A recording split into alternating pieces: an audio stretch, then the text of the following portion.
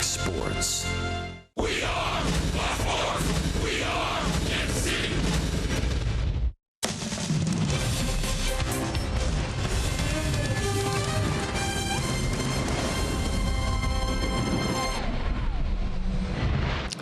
Royals baseball comes to you from Kansas City, where the Royals are down to 2 homestands and 1 road trip.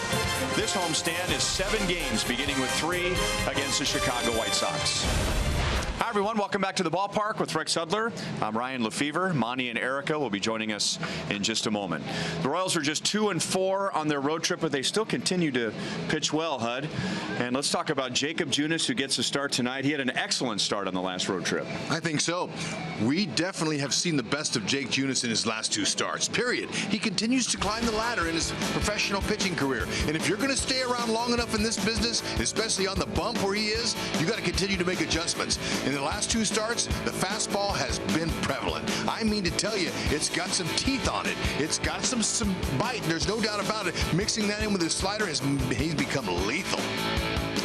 And he should get some run support now that the Royals are back home. The last time the Royals were here at Kauffman Stadium, they averaged almost 7 runs per game over 8 games.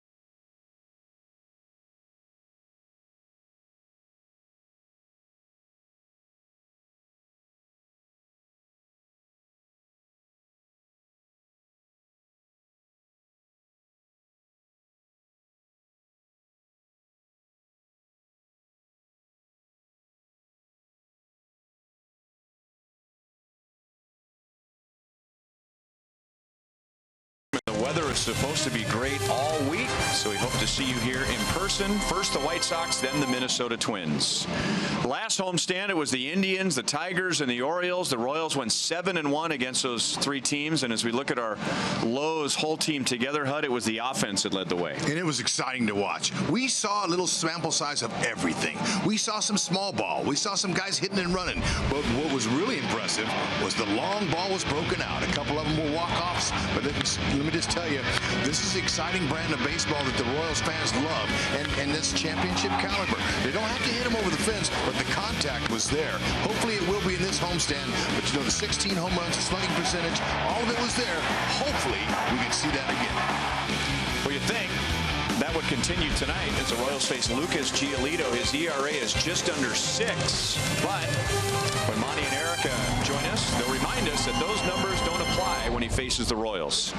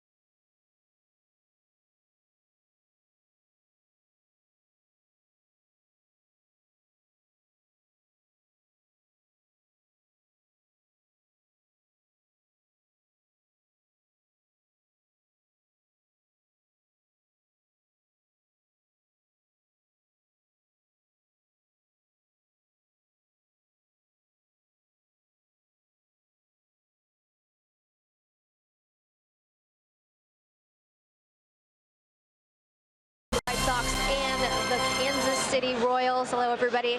Erica Weston alongside Royals Hall of Famer Jeff Montgomery. And Monty, he's been inconsistent, I guess is the best word you could say, in Major League Baseball this season. However, he's been really good against the Royals, though he does issue the most walks in in the American League. So how can the Royals jump on that tonight and get out ahead of him early? Well, I think the biggest thing, take advantage. 79 walks on the year, like you mentioned, leads the American League. And I think for a pitcher like him, you have to be patient. Now, the Royals are not known for being a very patient offensive club. They like to be aggressive. They like to swing early.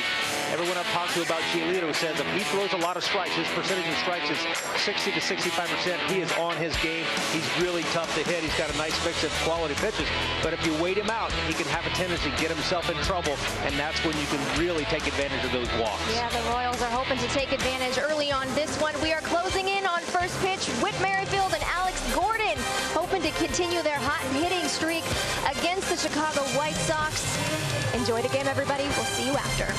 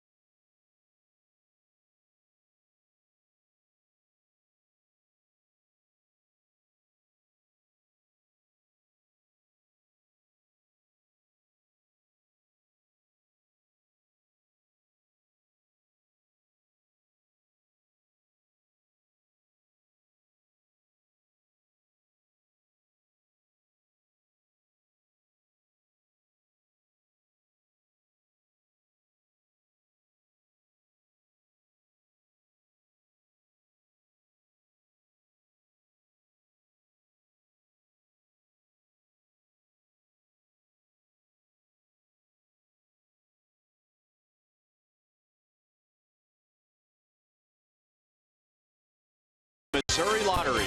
Every ticket played gives back to Missouri schools. So play it forward with the Missouri Lottery. And by Chevrolet, the most awarded and fastest growing brand the last 4 years overall. Find yours at your Kansas City area Chevy dealers. The Chicago White Sox are in town, and they arrive having lost their last 5 games and facing the Royals here, and the Royals have won 8 of their last 9 at Kauffman Stadium. The lineups and the first pitch are coming up next.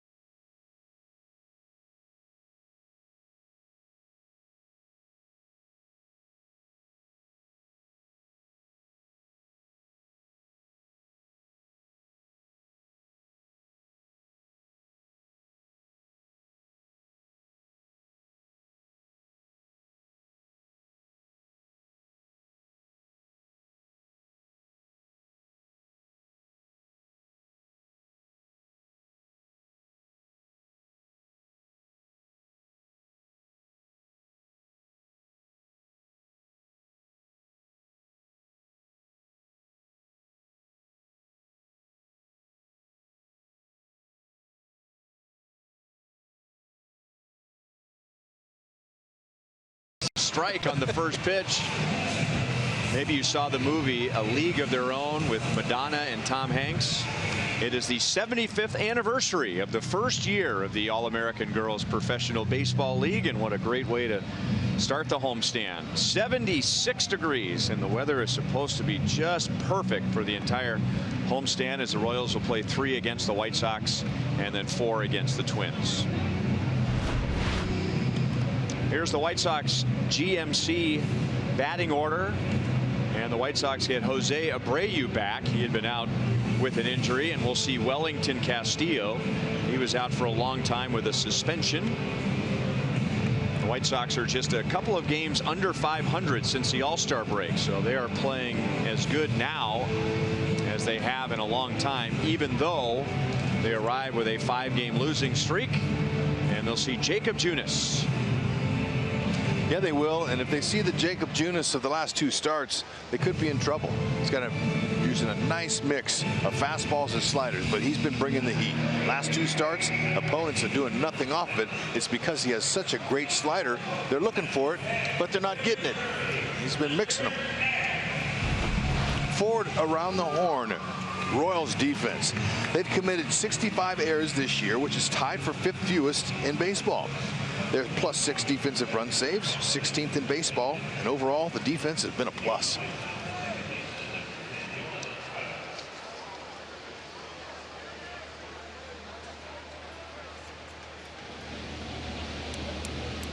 Yohan Moncada will lead off. The Royals will play him to pull, and the first pitch is up and away for ball 1. Moncada is hitting .225, and a lot of that has to do with strikeouts. 1 ball, 1 strike. He is coming up on 200 strikeouts for the year. He has 194, which is the most in the major leagues. Way too many for a young talent like him. Lot to work on. That's Mondesi in the overshift. One away.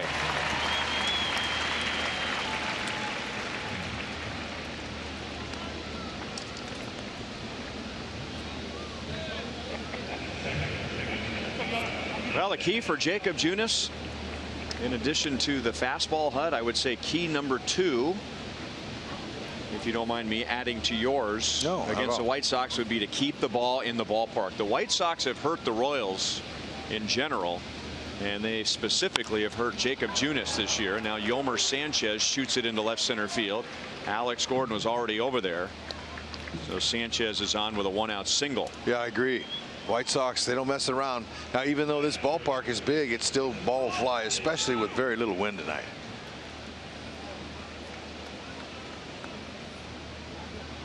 Junis with his out tonight, and with the base hit just allowed by Sanchez, he has given up 18 hits to the White Sox this year. 6 have been home runs, and that includes a 5 home run game that was here at the end of April. Yeah, that was tough to watch. But they're growing pains. You got to have them. You got to experience them. Junis in his second year, he's learned a lot in this season, and he'll continue to improve as he moves on, especially the success he's had in his last 6 starts.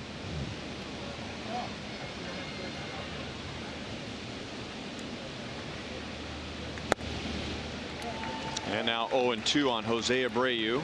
He's been out for a while. August 20th. He is back after a surgical procedure. And if you're really curious, you can Google it. 1 ball, 2 strikes. Wouldn't you know it, on the way to the ballpark today, I hear that he's activated. I'm going, couldn't they just waited 3 more days to activate this guy? He's some kind of hitter. Boy, he wears out right center, and he can pull you too if you get soft on him. Somehow he went down and got that pitch, and it drops in for a base hit, and Yolmer Sanchez will go first to third.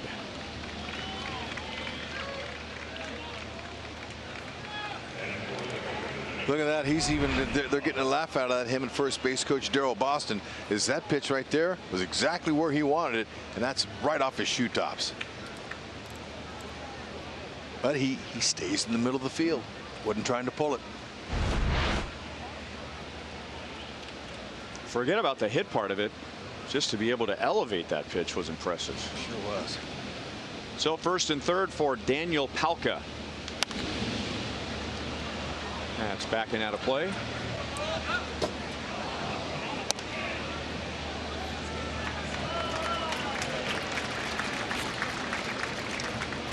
See there on your screen, Palka is hitting .237 this year, but against the Royals he is hitting .441. Ooh, man, that's over lava hot. Be careful. That'll work. O'Hearn comes over from first base. That's exactly what Junis wanted outside of a double play, an infield pop-up, so Sanchez has to stay at third, and now they're 2 down. Royals have had a nice run over the last 2 months on the mound, and specifically in September. Here's our Kia drive to success with a 3.67 ERA. That's 5th in the American League, and the Royals starters in September have an even 3 ERA. That is 2nd in the American League. Grounded sharply out to Merrifield in shallow right, and Narvaez is out, and Junis gets around first and third, and 1 out. The Royals will try and solve Lucas Giolito tonight.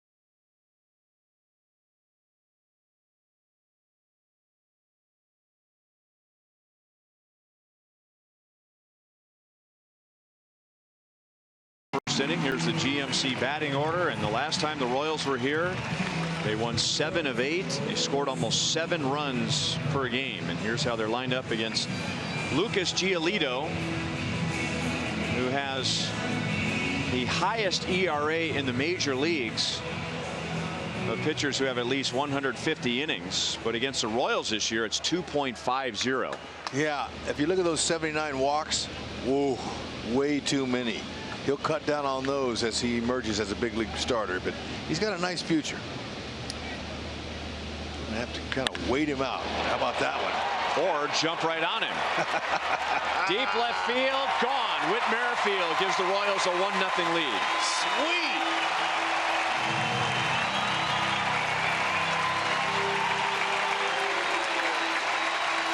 That's called looking for that first one, and if it's in the wheelhouse, put the A swing on it. Merrifield with his 12th. And it was a no-doubter. He barreled it and knew it. Look at a little top hand take off as he gets fully extended. Look at him all the way on his tippy toes. That back leg and his front leg, he comes up off the ground. That was some kind of swing.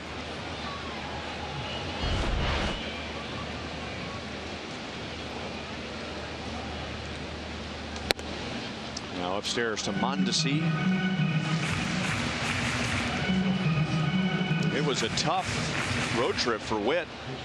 He was just 3 out of 27. That's a 111 batting average, and he had only 1 RBI, and now he has matched that with his first swing of the homestand. Yeah, that's a great way to start the homestand. Sure enough, a no-doubter.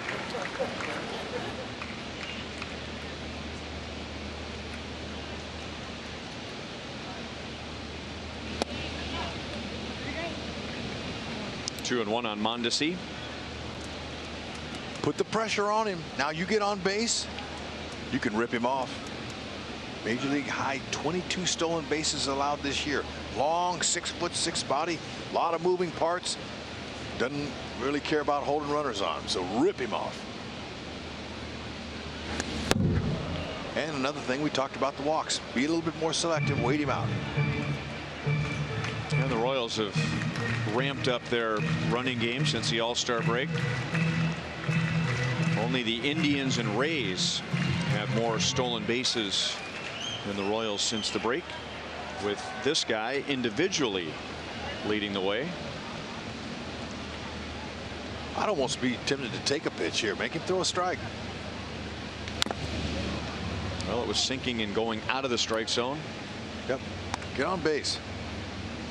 They all know that he's got a long stride home when you get on base.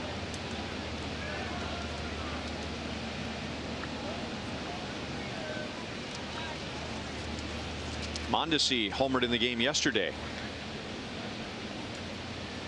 and he is on with a walk, and Giolito has missed badly with 3 pitches, and he's only pitched to 2 batters, and that is his league leading 80th walk.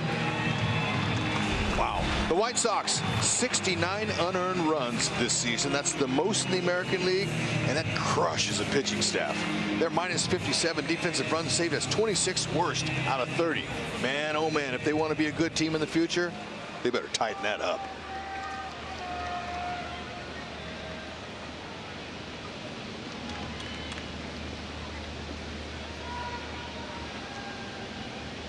Giolito is aware of Mondesi. It looked to me like Mondesi was flinching, like he was ready to go, and they all know he's going to run. He's going to take off.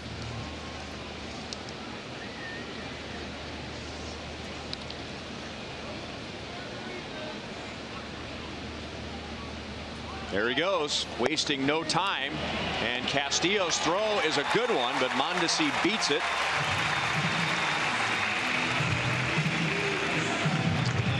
That's Mondesi's 16th since the All-Star break to lead the major league. That's right, 1 for 1 and counting. Castillo couldn't have thrown it any better. That's a perfect throw, and that's a big hang with him. Did he stay on the base? I don't think he pulled the tag off before while Mondesi was in the air. Let's see if they want to replay it. But Bill Wilkie, home plate umpire, walking all the way over to the dugout saying, "Excuse me, sir." Now he beat the throw. His foot was on the base. Now, did he pulled the tag off and his left hand looked like he was on the base. I guess they want to take a peek at it. They're going to challenge. Okay. Again, he came off the base for a period of time right there. That momentum is really difficult to control when you're sliding. You got to slide just the right time in front so you don't come off the base. Too much slide, too late a slide, you're past it.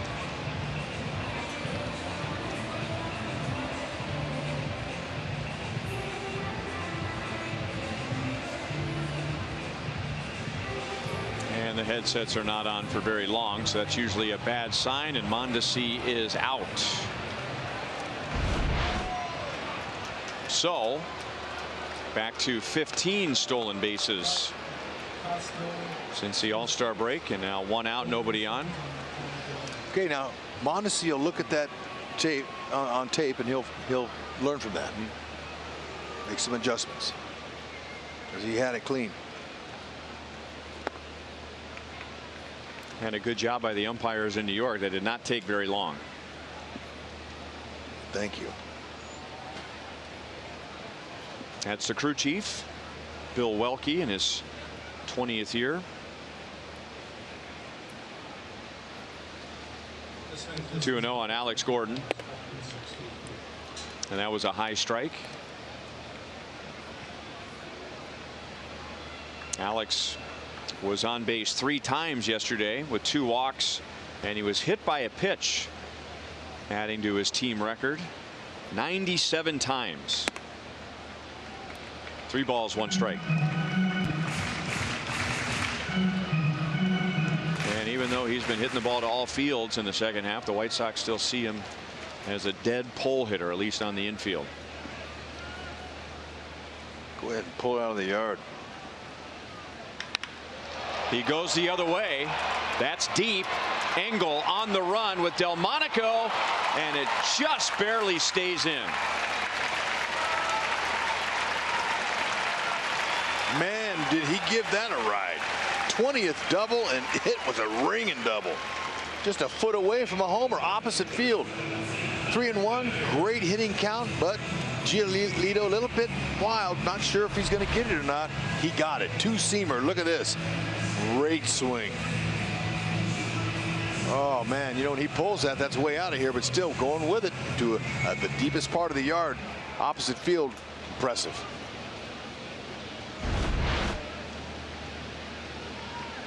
So the caught stealing is huge. And now Alex trying to make up for it. He takes off for third, and he gets there without a throw. No problem. 10th on the season. Hey, there we go. We're talking about it. Get on base and rip him off. It takes a long time to get home. Now Castillo, he's a good catch and throw guy. 25%. We saw the throw to Mondesi down there. This was no contest because he bobbled the ball. Thrown out 25, 5 for 25 this year. 1-1 on Dozier. Alex Gordon has 6 seasons as a Royal where he's had 10 or more stolen bases.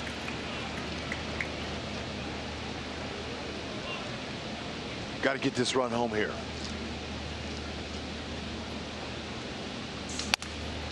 Broke his bat, and out at first base. Now it's up to O'Hearn to pick up Hunter Dozier with 2 outs. See if he can do it. That's his buddy.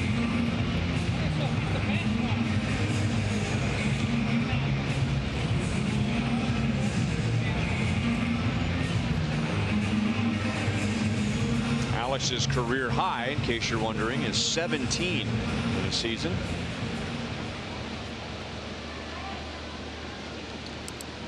Ryan O'Hearn had 2 home runs, 4 RBIs, and 4 walks on the road trip, and hit over 350. Got a change up and he pulled it foul.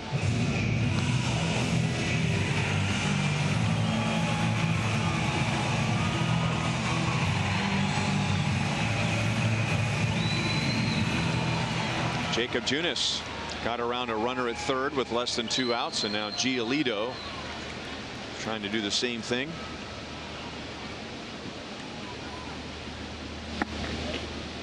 One and one. Yeah, trying to get that changeup over on the outer half so he can pull it into an out. They're playing him to pull.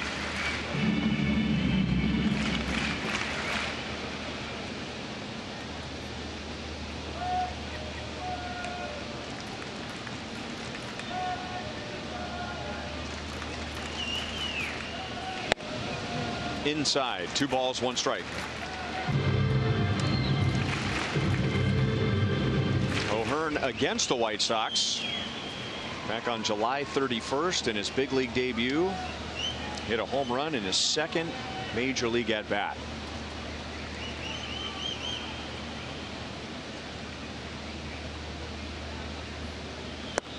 Another changeup. 2-2.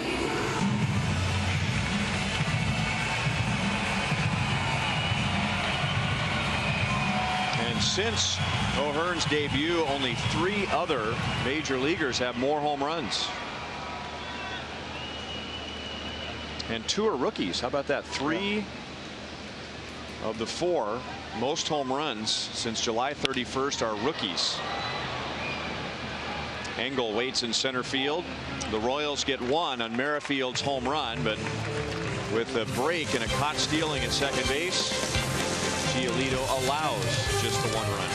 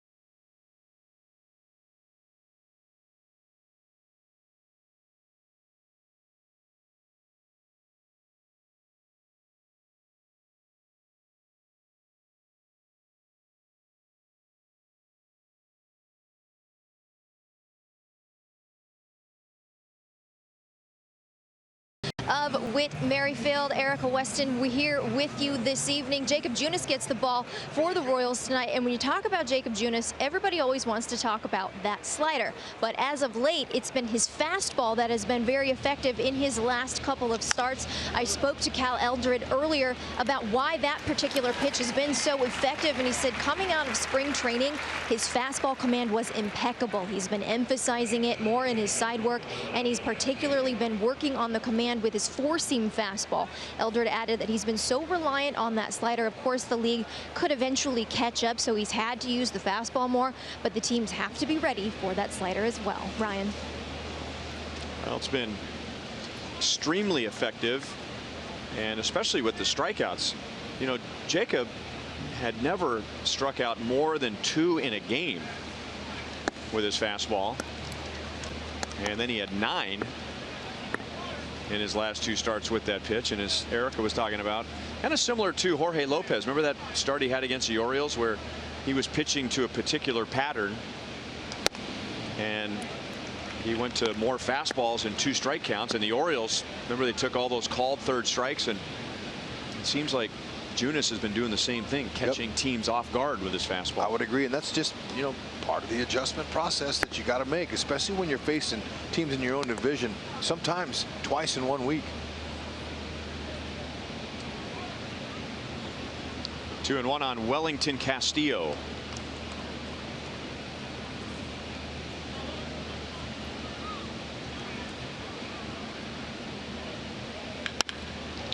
That's drilled to center field. Goodwin back, still back, and it's off the top of the wall.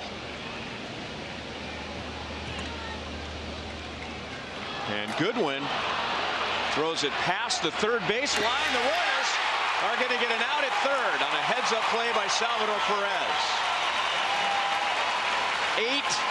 8-2-5.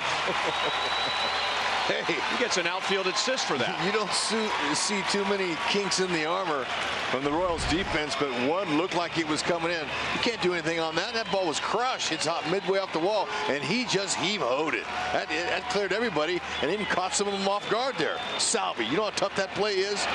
The ball was on the dead roll. It was on a roll, and he picks it up and fires it. It puts a perfect throw right on the bag. That's a Gold Glove play there by Salvador Perez. Got him by plenty.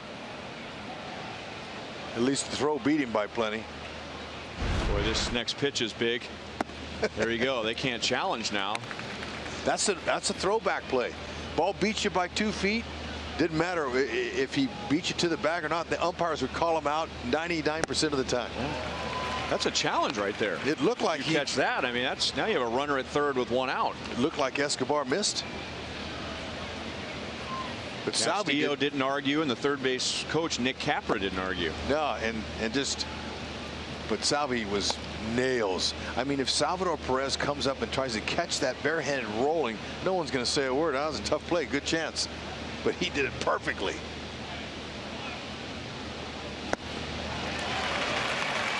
And now Anderson is down on strikes. So Junis faces only 3 in the 2nd.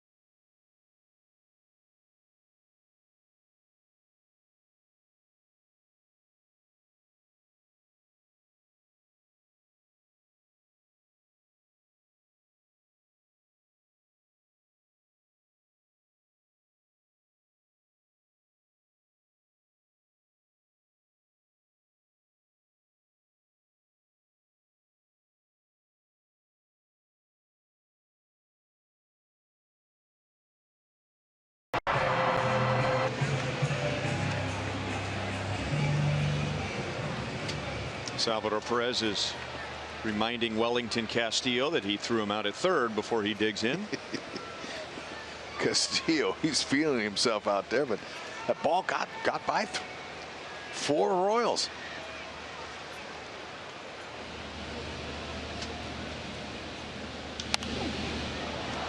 in on his hands and fouled away. Salvi did not play in the Indian series on the road trip, but he returned in Minnesota. And of course, he hit a home run at Target Field. His 17th there, which is the most for a visiting player in that ballpark's history. 96 right down the middle. He pounded it.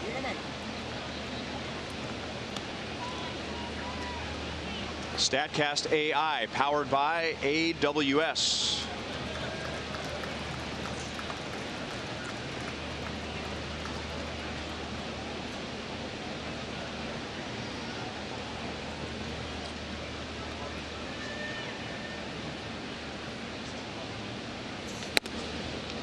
One ball and 2 strikes.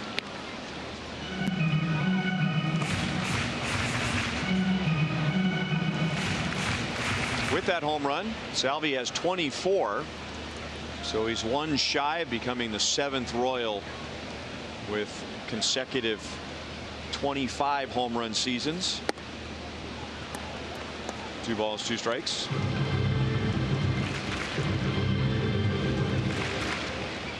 Only 3 Royals have had 3 consecutive 25+ home run seasons. Steve Balboni and Bo Jackson.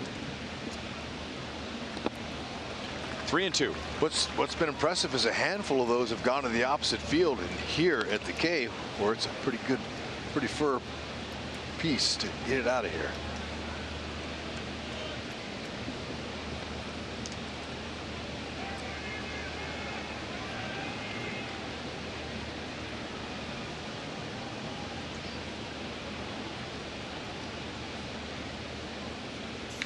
Out over the plate, and a soft liner drops into left field in front of Delmonico.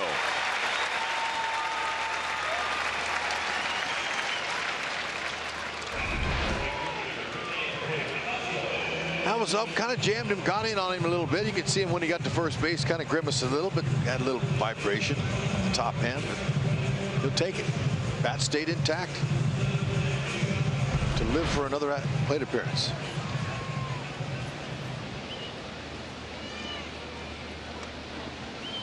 Jorge Bonifacio with a runner at first base, nobody out.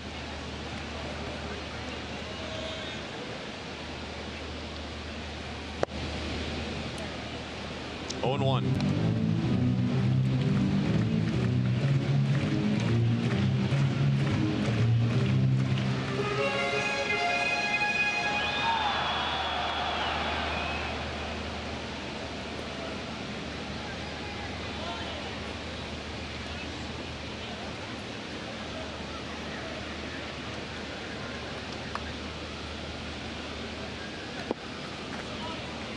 It has been a busy night for Wellington Castillo already, trying to block or stop balls in the dirt, and we're only in the 2nd inning.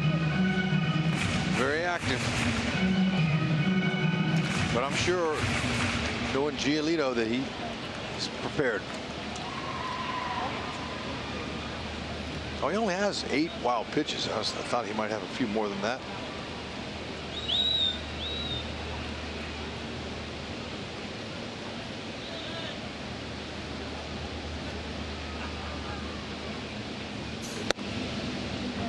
One ball, 2 strikes. Not like Bonifacio to take 2 fastballs for strikes. He normally is very aggressive. Good fastball hitter. Now he's got to hit down 1 and 2.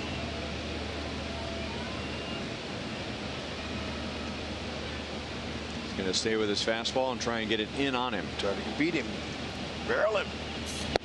No, can't barrel that one. You're going to miss inside. Yeah. That's 94. I had a little bit of action on it.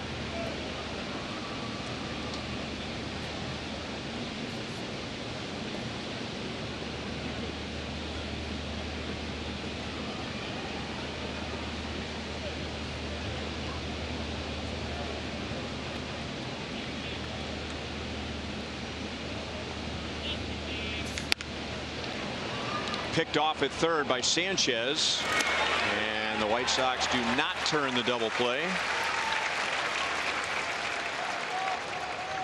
Salvi's out at second base, one down. Definitely trying to get him out inside, jammed him some. Third baseman, come and get it. Take all you can. That's Yolmer Sanchez. Ooh, man. They're still waiting to see if they want to replay it. Nope.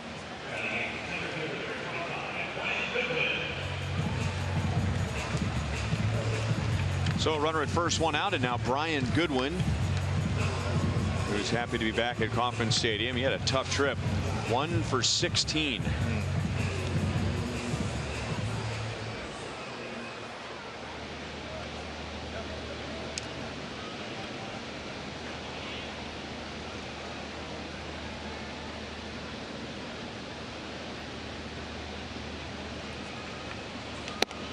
Outside for ball one.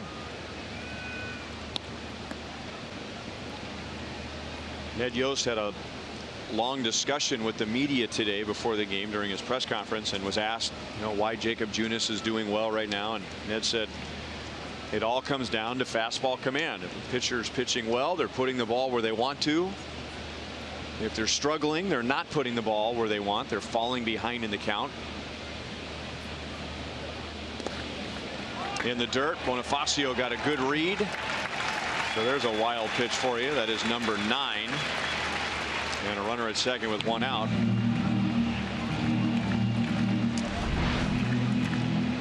Like that. No command. Quality strikes. There's something that comes up. Is he throwing quality strikes? But then there are some guys in the game that really don't have to throw quality strikes. The velocity and the movement is such that all they have to do is just throw strikes. And a guy like Giolito, he has walked 80. That's the most in the American League. That's not enough strikes. And City does here 2-0 on Goodwin. Didn't mean to do it.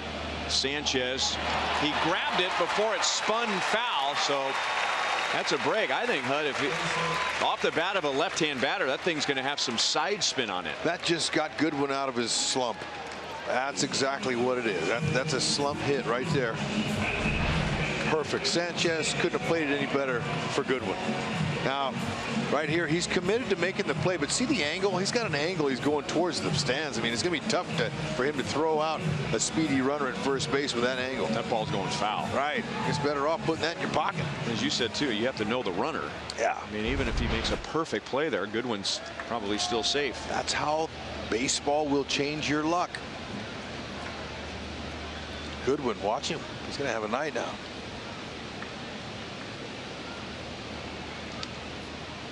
Escobar with runners at first and third and one out.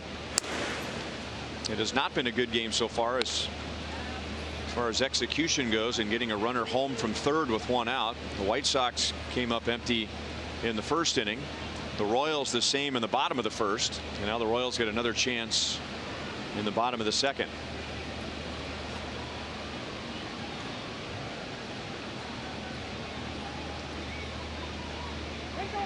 And Eske had a moth or a bug fly in front of him. There it is, still buzzing around his head. Not a lot worse than that. Maybe a drop of sweat falling in your eyeball. That might be the only thing worse.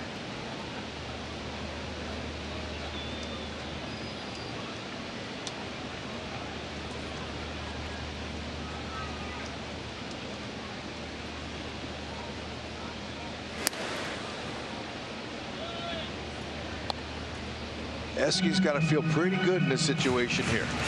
You see Giolito focused and distracted by Goodwin at first base.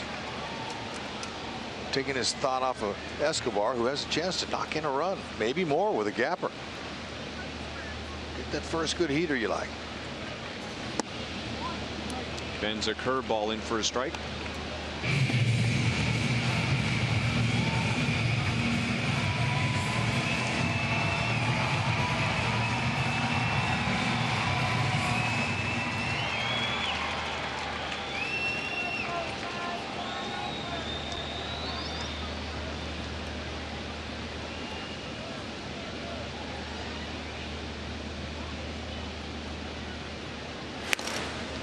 If the White Sox needed a number to show Lucas Giolito, here's why we want you to throw more strikes. Here's why we don't want you to give too much credit to the hitters. You know, whether you say trust your stuff. When he throws a pitch in the strike zone, he has the lowest line drive rate in the major leagues. Interesting. That does not line up with a guy who has a 5.85 ERA. Bloop to right. It's a long run in for Palka, and it's down. And now a chance for a force at second base, and they get it. So Palka did a good job of convincing Goodwin that he had a chance to catch that ball, and Goodwin was closer to first than he was to second. So the Royals take a 2-0 lead. Escobar loses a hit. It's a 9-6 force out. Yeah, you know what? Goodwin fell for it. That's the oldest trick in the book. Palka credited him for putting his glove up, looking like he's wanting to catch the ball. But when he did that, that drew Goodwin back to the bag. You got to keep your eye on the ball and not the performer. Now, he should have been at second base there. Heskey does get an RBI. And that'll bring up Witt, who hit Giolito's first pitch over the wall in left center field. Another curveball bends in for a strike.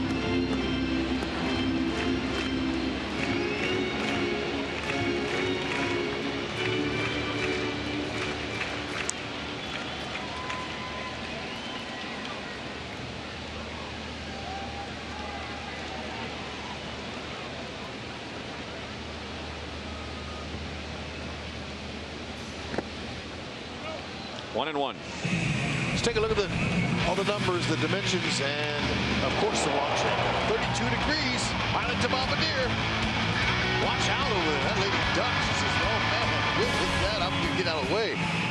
Molas hit just perfectly. 3 of his 6 leadoff home runs have been on the first pitch.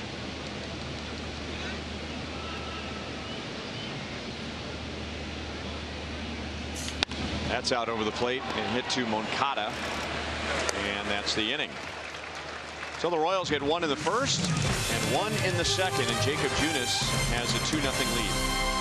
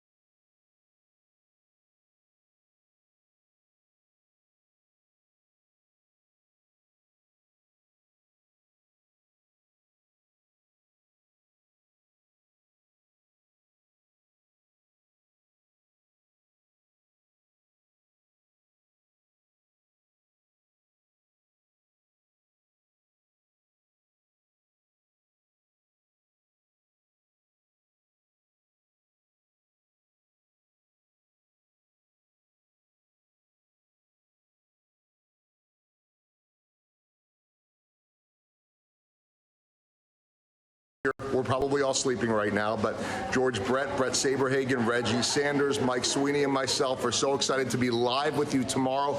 This one's for you with the troops. It'll be 3 in the morning here, and an incredible honor for all of us to be a part of this USO tour. We will see you from the Middle East tomorrow. All right. Thank you, Joel. Who's he fooling? He's not asleep right now. Heck no, he's not. And you know, I heard, I don't know if it's a rumor or not, that his luggage was lost. in the pregame show.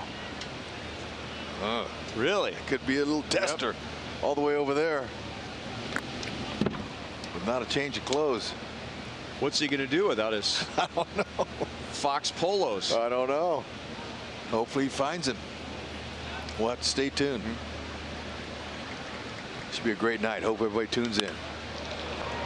Engel drives it to center field and drives Goodwin back, and that's over the wall. Adam Engel hits his 6th of the year, and that's home run number 7 for the White Sox against Jacob Junis this season. A couple of balls get hit hard out in center field. This one just left the yard. Engel showing some power. It was a short, quick, compact swing. Strong young man. A few more of those and he can pretty much guarantee he's going to be a starting center fielder next year. That's all they're looking for. A little bit more hitting out of him.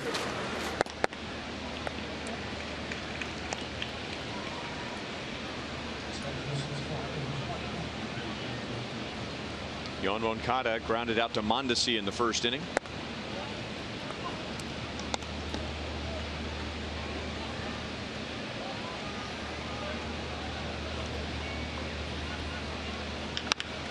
And now he pulls it on the ground to Witt. 1 away.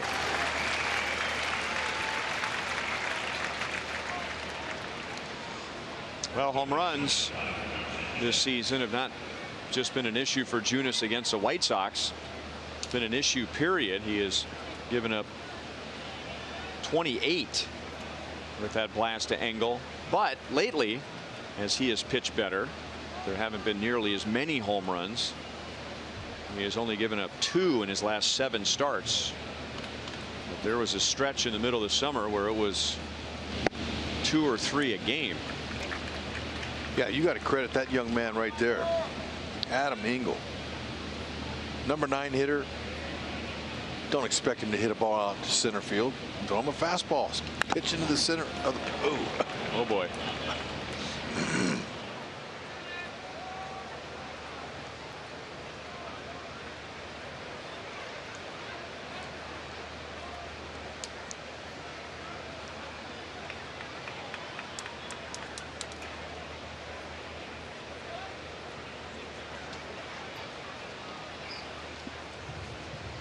Home plate umpire is Bill Welke.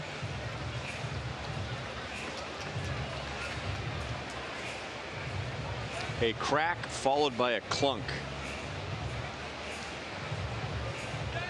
which is not the desirable sound on a baseball field. Just ask the guy waiting on deck right now. Yep. Jose Abreu.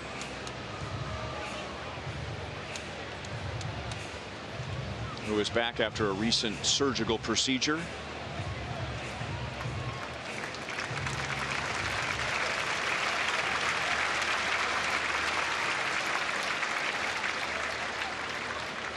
I think Salvi's saying, I know what that sound is.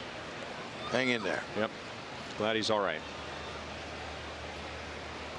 0-2 on Yolmer Sanchez. He singled his first time up.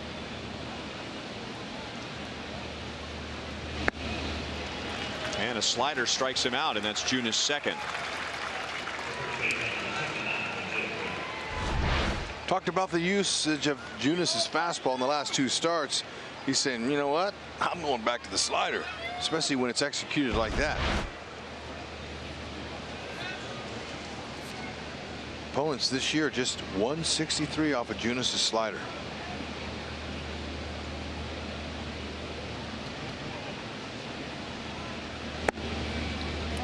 You want to get to a point, and you can speak as a hitter here. Pitcher wants to get to a point where when you get 2 strikes, the hitter has no idea what's coming. That's exactly right. Then the hitter becomes very defensive. And you get in survival mode instead of trying to find a pitch to drive. Yeah, you're off balance. Basically, when you're in that spot, you're in trouble. You get lucky, maybe.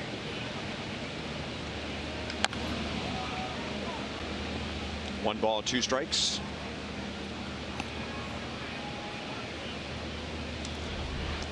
Okay, Junis Now there's the slider. You see it. They've all seen it. This is second year. This is against the Tigers. This is Lindor, one of the best hitters in the game. Look at him going fishing for that. Now the fastball. Look at the movement. Man, he's got some good teeth on that. And there it is again. Surprising people. That ball was by Yan Gomes, and they're thinking slider. And when that happens, you're in trouble. That's why it's hard to guess this game and guess right. Although a lot of guess hitters.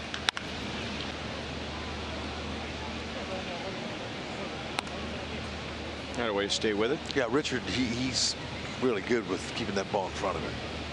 You see that play in Toronto the other day where the security guy was holding his stool and trying to get out of the way of a pop ball. Yeah. Randall Grichuk came in from behind and hit his face on the stool. Yeah, I saw that. Abreu will be on with 2 outs. And the security guard didn't do anything wrong. He had his eye on the player in front of him. He had no idea someone was coming from behind him, but Grichuk went sliding and took the stool right in the face. Yeah, you know, total accident. I take that back. They're going to hit Mondesi with an error. Well, obviously, the official score has been watching Mondesi play and knows that he could pick that ball up. It's almost like a routine play for him. But look, you can't assume. But that's several steps to your left, and ball just stayed down under his glove. And that play looks a lot easier in super slow motion. No doubt.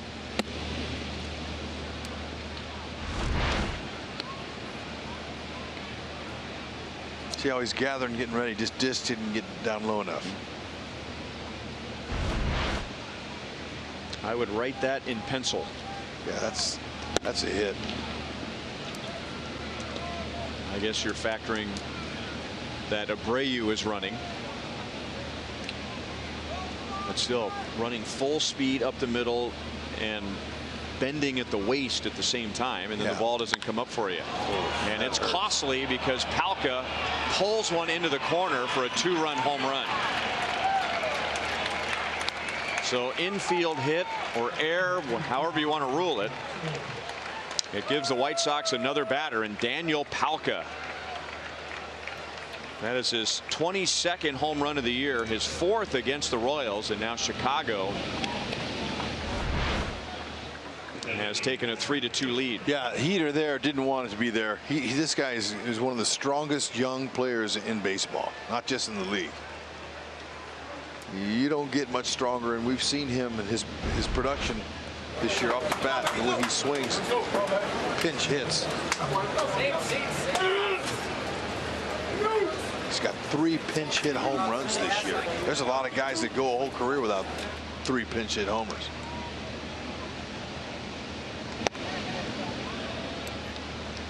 So 5 hits and 2 home runs against Junis.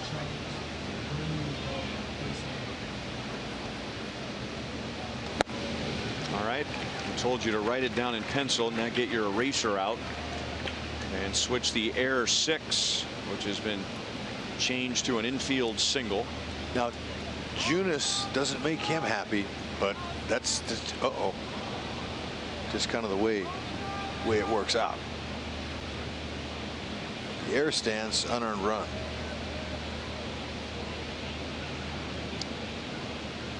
So that's 23 hits for the White Sox against Junis this year, 8 home runs. And it's not just Junis. White Sox this year have out-homered the Royals 33-16. 1 ball, 2 strikes.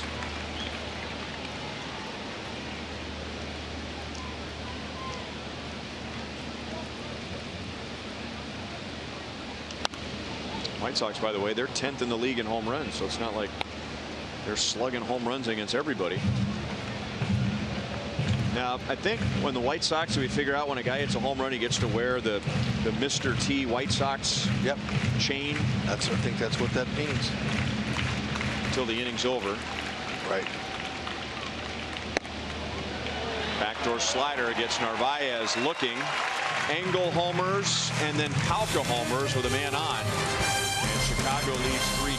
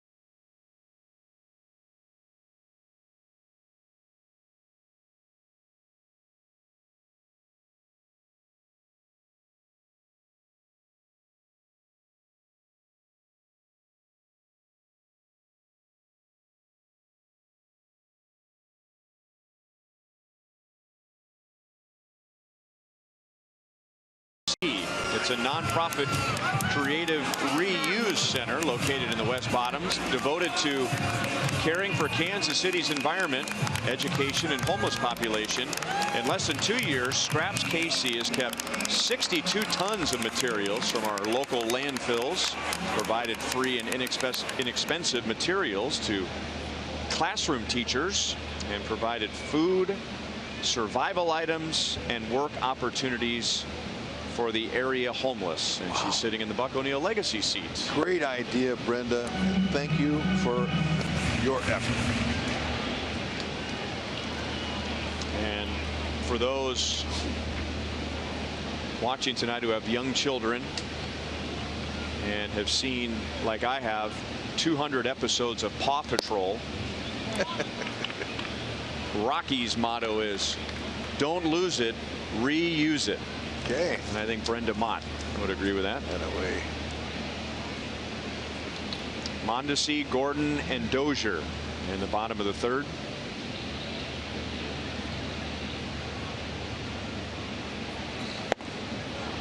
Three pitches, and Mondesi is down. That's Giolito's first strikeout.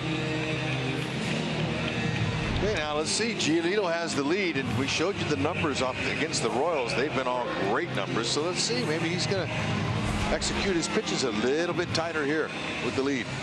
Sometimes that helps the pitcher.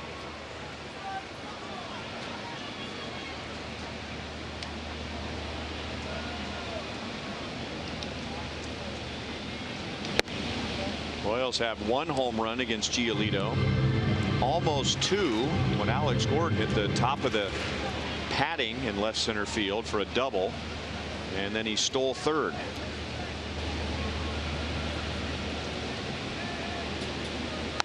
I had to talk to him before the game, and I said, Alex, I don't remember seeing you this locked in and this comfortable. 2012 was my first year here, and you had a big year. You had 51 doubles.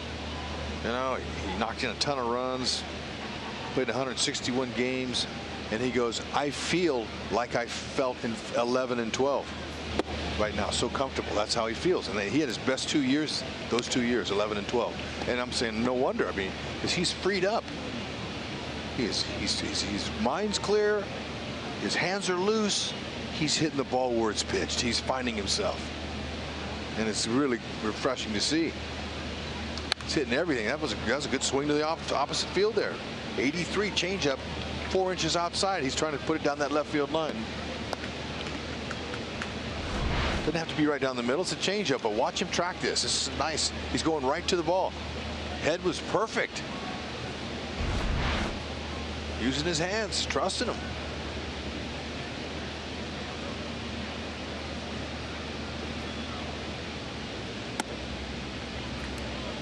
Three and two.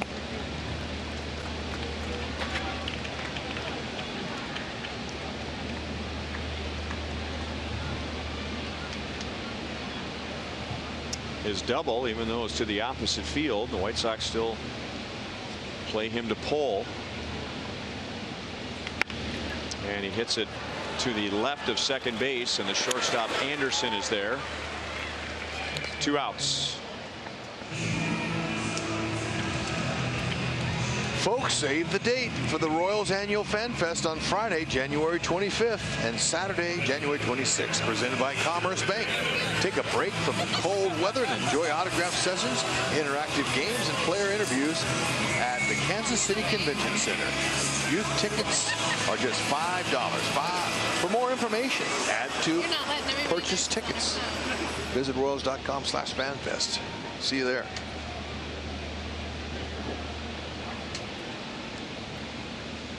Hunter Dozier was a big out for Giolito in the first inning.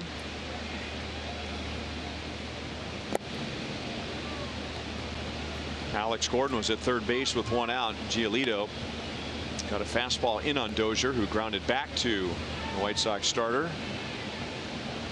And the Royals ended up stranding Alex at third base.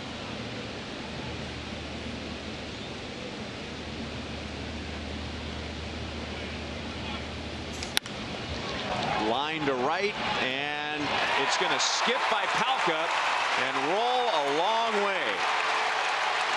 And now it's bobbled by the center fielder Engel. Dozier rounds third, and he'll hold with what should be a triple.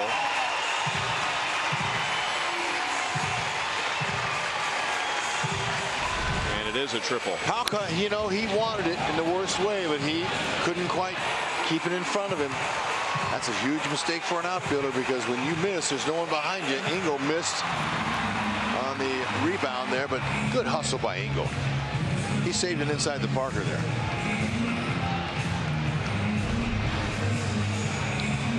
And with Hunter Dozier's triple, the Kansas City Honda dealers will donate $1,000 to the KC Urban Youth Academy.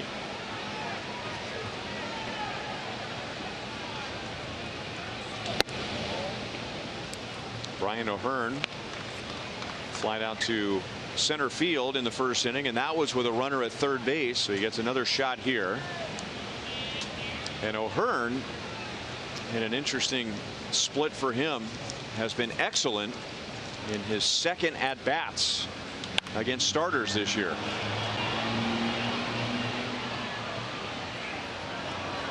Under the banner of they keep track of everything. 167 in his first at-bat against a starter. 524 in his second at-bat. That is the highest in the major leagues. I was just going to say, man, how do they keep all those numbers? But let's see if he can come through here, tie it up, maybe more.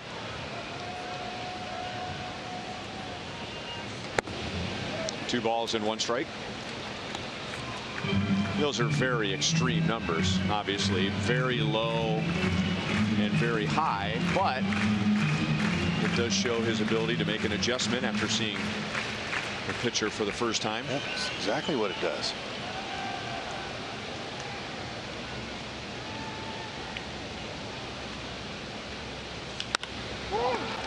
This time he grounds one out to Abreu, who goes to the bag and ends the inning. So the Royals have stranded 3, and at the end of 3, Chicago leads 3-2.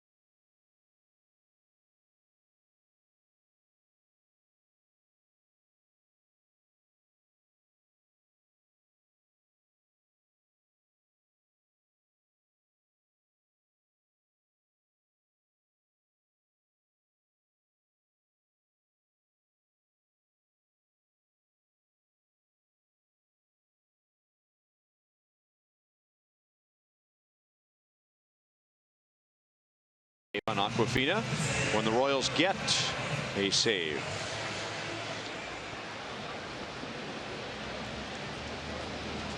Nicky Delmonico leads off against Jacob Junis. White Sox hit 2 home runs and scored 3 in the third inning. Adam Engel and Daniel Palka hit the homers. Royals got a leadoff home run from Whit Merrifield and an RBI force out from Alcides Escobar to take a 2-0 lead, and then the White Sox took the lead. 2-1.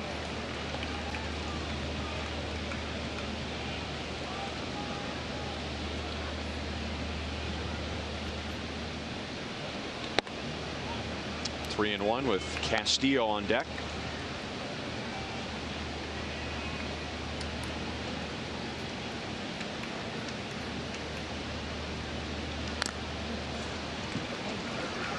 Three and 2 on Delmonico.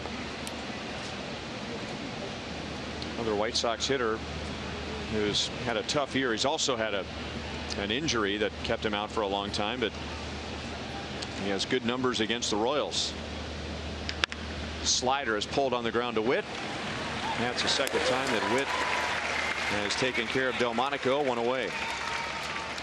And now Wellington Castillo, he had an eventful at bat in the second inning. First thing, he almost hit a home run. He hit the top of the wall in center field. And then Goodwin with the throw in from center. Watch Castillo never touch second base. And then he went to third. And he was called out. Now maybe his foot came off the bag, but it looked like it was worth taking another look at. It looked like his spikes got to the bag before the tag, but he was called out. I didn't even notice that he didn't ever step on the base at second. He's been inactive for a while. He kind of getting a little excited on the bases. Witt takes care of that one. And there are 2 outs in the 4th inning for Tim Anderson. Tim Anderson is the subject of our Kubota Power Stats. Now, if this was our trivia question tonight, and we said, name the 6 players since the beginning of last year who have 35 or more home runs and 40 or more stolen bases, how many guesses would you have needed until you arrived at Tim Anderson? We wouldn't have gotten his, and we probably would have only gotten 3 out of those 5 we saw there.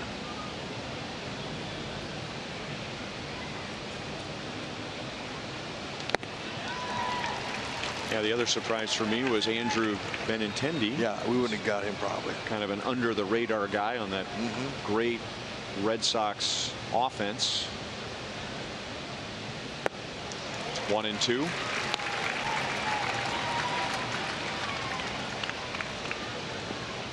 No, those numbers right there are enough to let you know that this young man certainly has a nice future here in Chicago. He'll get better. Escobar charges, throws in time, and Junis has his first 1-2-3 inning.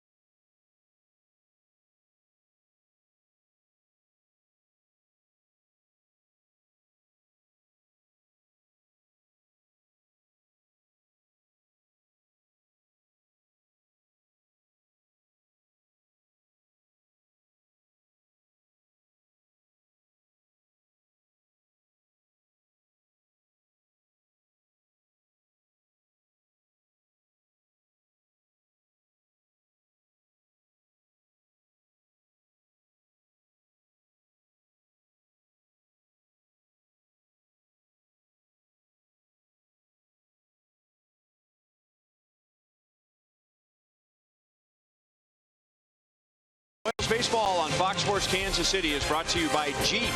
Hurry into the Jeep Adventure Days event for a great deal. And by Pizza Ranch. Hungry for legendary pizza and chicken? It's Pizza Ranch for the win.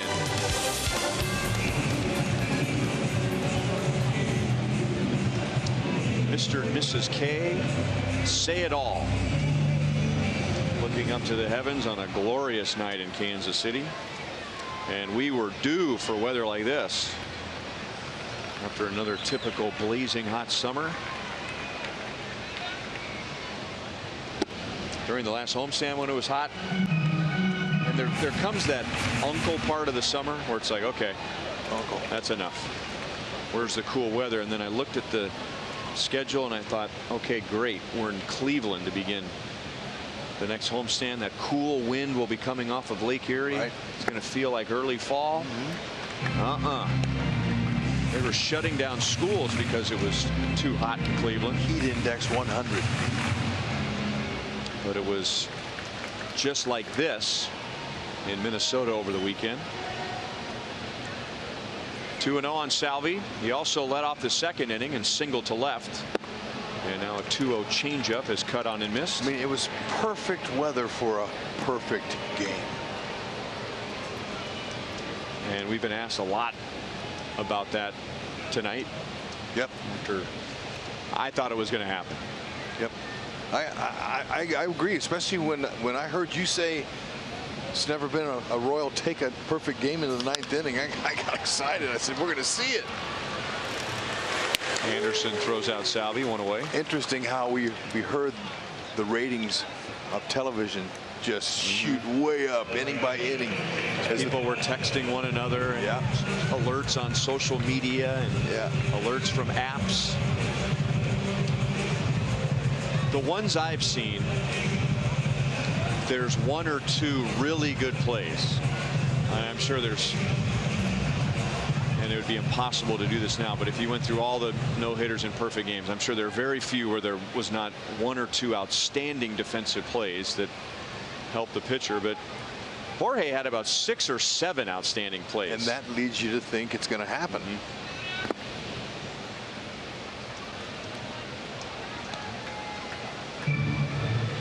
I mean, people were saying that they thought that they jinxed it by getting up and moving to the other side of the room, and you know, right? Yeah, everybody was feeling that night.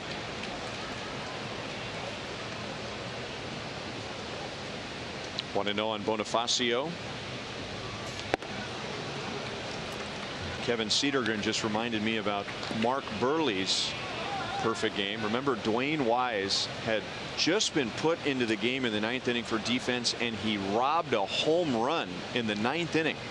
It's the most miraculous perfect game I've ever seen. How that ended.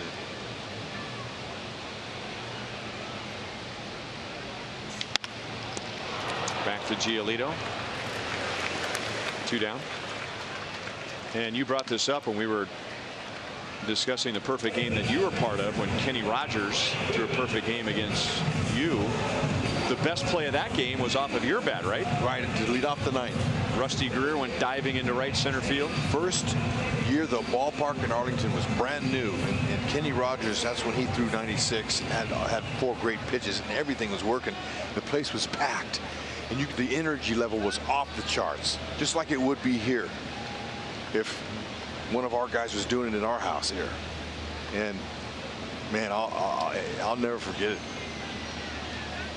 Did you think it was a hit when you made contact? Oh, I hit the ball, and I'm not raising my hands, because back then you got drilled. So I just kept my hands down. I'm getting ready. I'm rounding first base, heading to second, and Rusty Greer leaves his feet, parallel dive, catches it, and the crowd just roar, just unbelievable roar. And that was it. 2 more outs, no problem.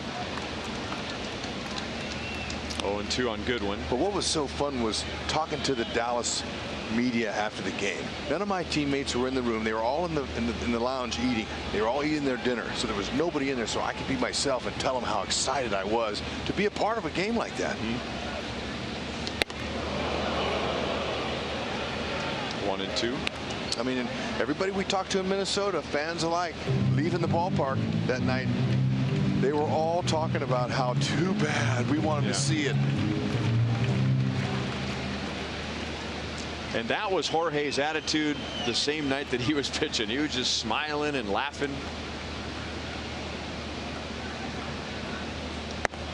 Biggest thing, though, I think Ned Yost and Cal Eldred might have found them a guy.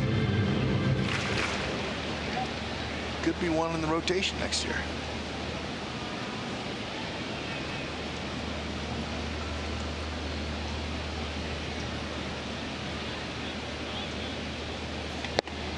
Fastball with late movement gets Goodwin looking. Giolito is struck out 2, and at the end of 4, the White Sox lead 3-2.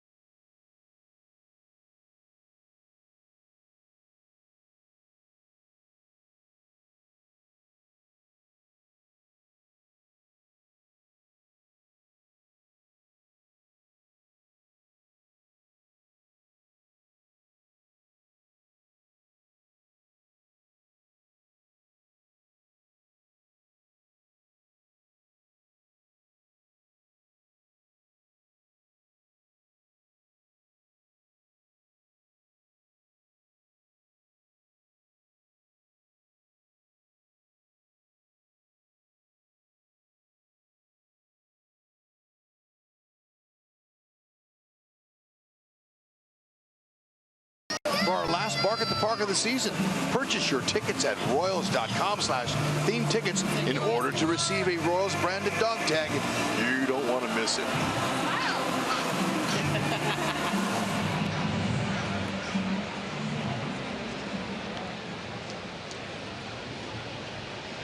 Adam Engel leads off the 5th. He led off the 3rd with a home run to straightaway center field.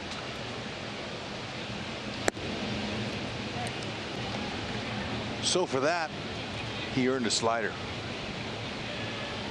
No first pitch heaters for him. Might have earned himself another slider. Yeah. 1 away in the 5th inning. Mo Lottery replay shows that, you know what, you hit a ball that far, you're getting nothing but one slider and another slider and maybe sliders the rest of the time, the rest of the night. And that's what it brings if they make contact. Good little 2-hop out.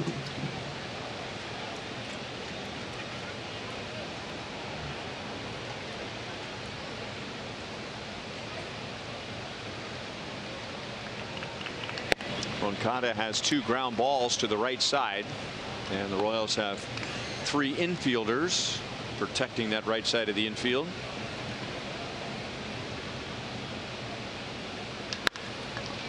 And he gets it through the overshift. Yoan Moncada coming over from the Red Sox for Chris Sale. Speaking of Chris Sale, our University of Kansas Health System injury report update.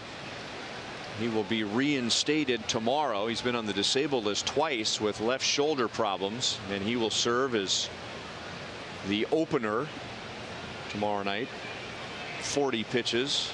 He tries to build his pitch count back up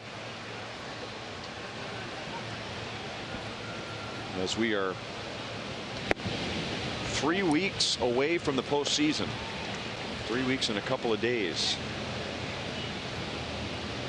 Just feel and see a little fall in the air now in September here.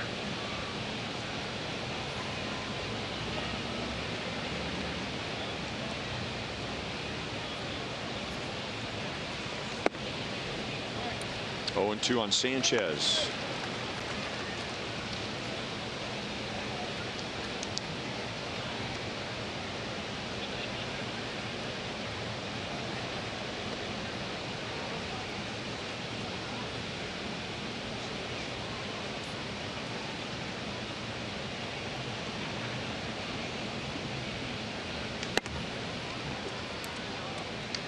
1 ball, 2 strikes. Sanchez is at third tonight, and not Matt Davidson. That's another White Sox player that's given the Royals a bad time this year.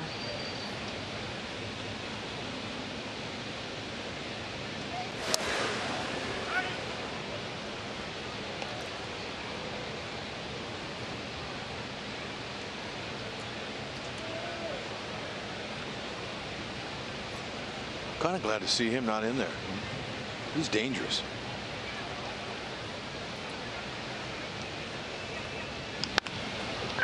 On the ground to Witt. Quick turn, Mondesi out at first base.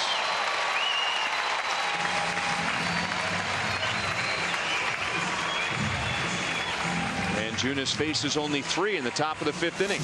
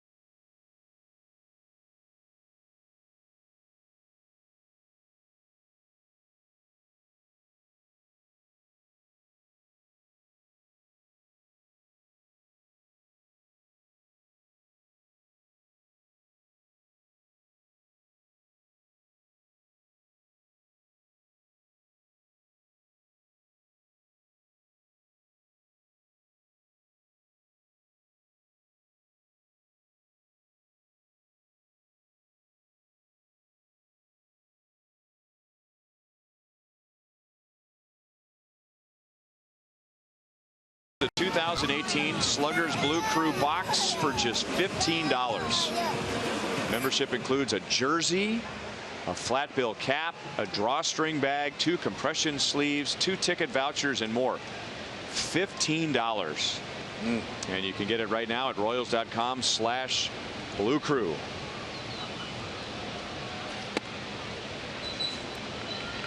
Alcides Escobar, for a moment, had a single and an RBI to right field in the 2nd inning. But then right fielder Daniel Palka forced out Brian Goodwin at second base with a throw. So Esky lost the hit. Still gets the RBI.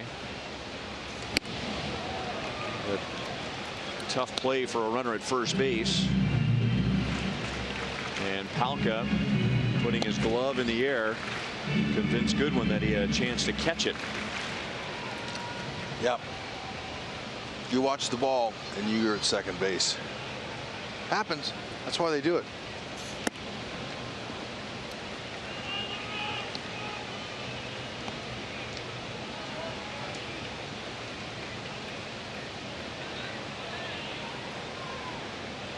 Escobar, Merrifield, and Mondesi.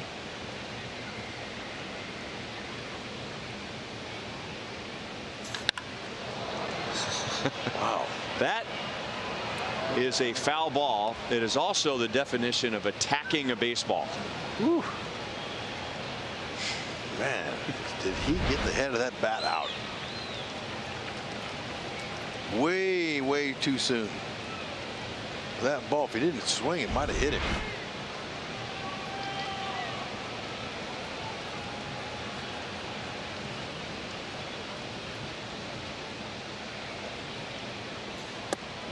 Changeup is down and away, 3-2. With the right-hand batter up, the fan does not expect to get a foul ball over there. Maybe a left-hand batter. Maybe. That's a long way for a left-hander, too.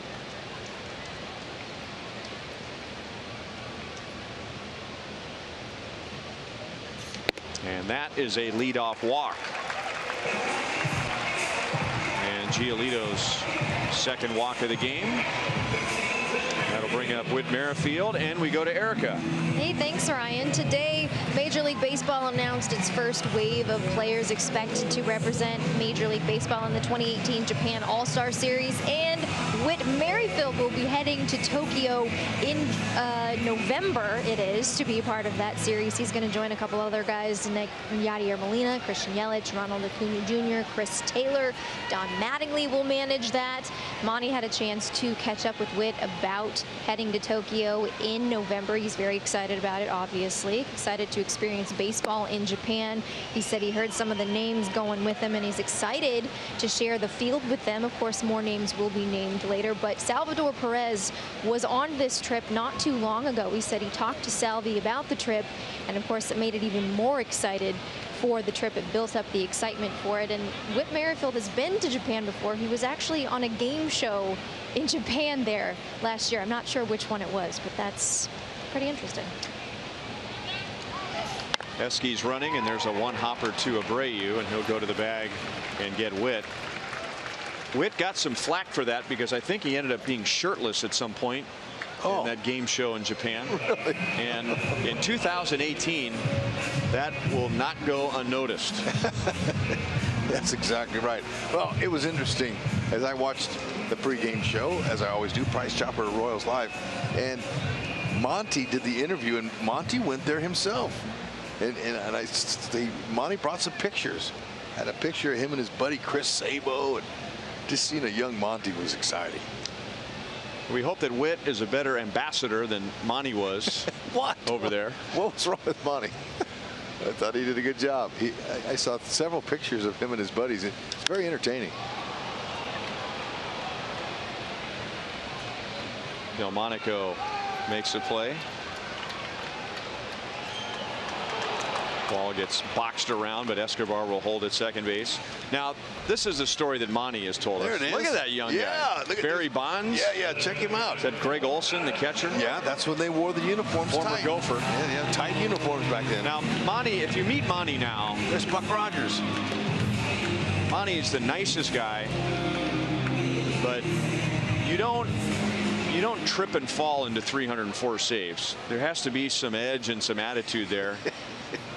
And Monty drilled a guy when they were in Japan on purpose. That's what you're talking about. Yeah. Well, you know what? That's okay. The unwritten rules are different. It's the same game, but, and this is the story that Monty's told me a few times, and it never gets old, but I think the Japanese team was way up. He's listening right now. The Japanese team was way up, and somebody bunted on Monty. Well, you don't do that over here. No, I know. And so Monty was upset. And he drilled the next guy. This is a goodwill tour. And Monty had teammates coming over and say, don't do it, man. I mean, come on. It's different over here. It is. Monty said he went down like the guy had been hit with a cannonball. Exactly. And they probably piggybacked him off. They stretchered guys off, and then they had their trainer would come out and they would put the guy that got hit on the trainer's back, and he would piggyback him off the field. It's a different way out there. And you could just hear Lee Greenwood's proud to be an American. Way to go, Monty. I like the picture. Monty has made sure we all know that it was a 10-1 game, by the way, when he dropped down the bunt for a base hit. Yeah, so. but hey, look, the team photo would like to go back to that, to see some of my guys we played against, some buddies. Alex takes a fastball at 93 over the inside edge. So Escobar is stranded at second. It is 3-2 Chicago at the end of 5.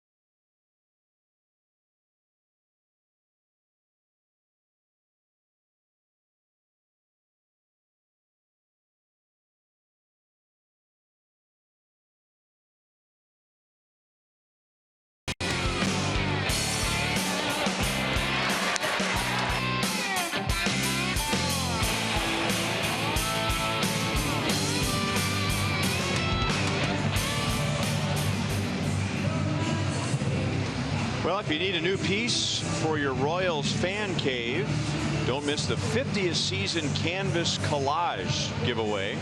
That features the Royals all-time team, and that's a giveaway this Saturday to the first 10,000 fans through the gates, presented by Brown and Crouppen before the Royals take on the Twins. That's a 6:15 game. Royals.com to get your tickets. The 50th season canvas collage. Jose Abreu has 2 singles. He has also scored a run tonight. White Sox have scored all 3 of their runs on home runs. Engel hit a solo home run. Palka hit a 2-run home run. Both of those came in the 3rd inning. Merrifield has homered for the Royals, and Escobar also has an RBI for KC. 1-2 on Abreu.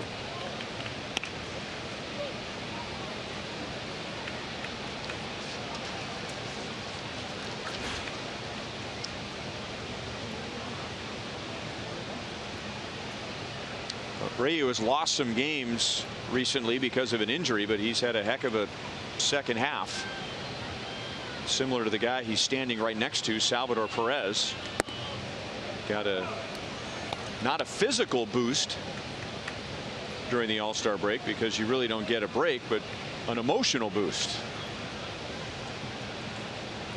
I just love his stance. He's got a classic power stance, but he's a guy who hits for high average too, because he keeps his hands down in a nice little low position. He's got a really good balance.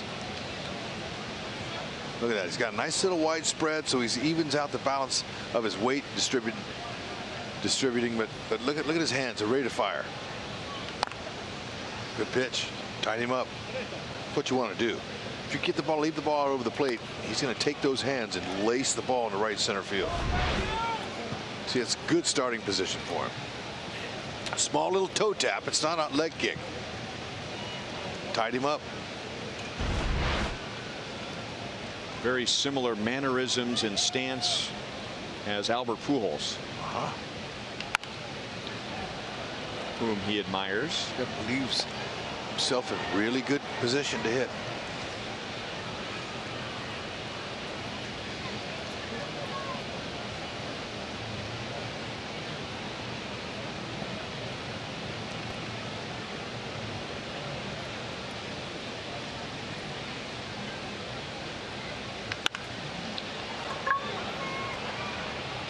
Should be easy for Bonifacio.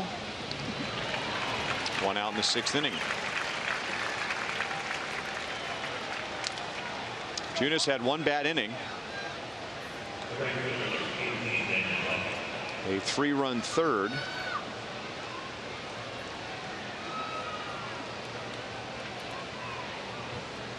And now Palka. His 2-run home run right now is the difference. He hit it just inside the right field foul pole.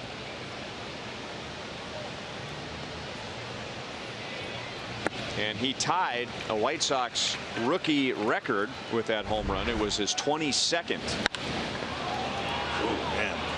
It was just laced.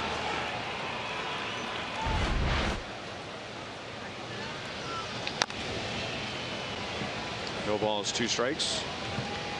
22 home runs. That ties Pete Ward in 63 for the most by a White Sox rookie left-hand hitter. That's what he's done against the Royals this year. 444. His overall batting average is 239.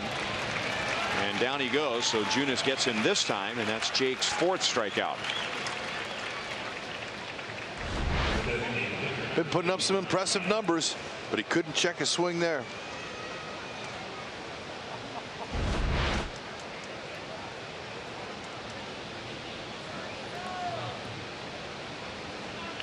Jose Abreu has the all-time rookie home run record for the White Sox with 36, 1 more than Ron Kittle had in 83. Wow.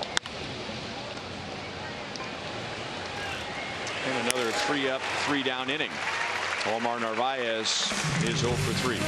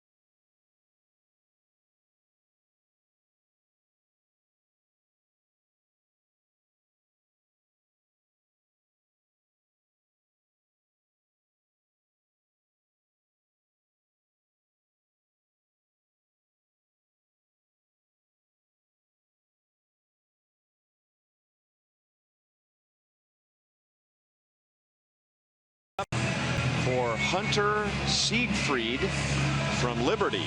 If the Royals hit a home run out of the park in this inning, Hunter wins $100. Mondesi cleared the pod yesterday. If the Royals hit a grand slam out of the park, Hunter wins $25,000 from Sonic and the Royals.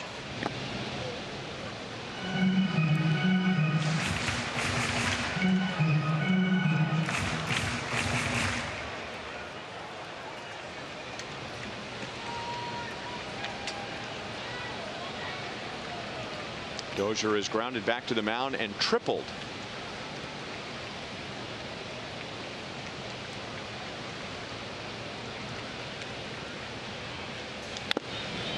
Changeup. A little chip off his bat there. What was that? He might have got that up the end there. Saw a little chip fly off. So did he.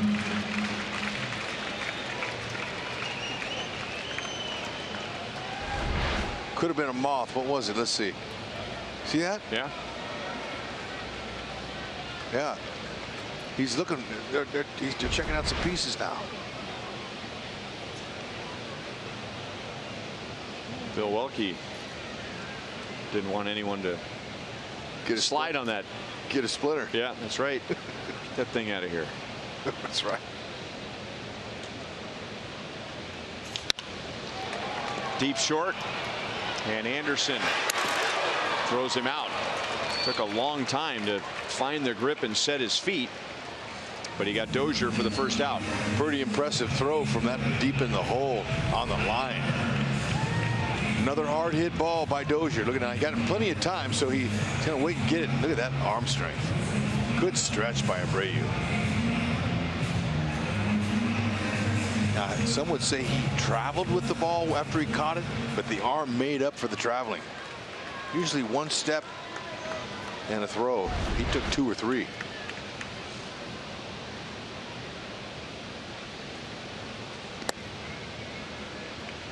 Giolito's thrown a lot of changeups tonight.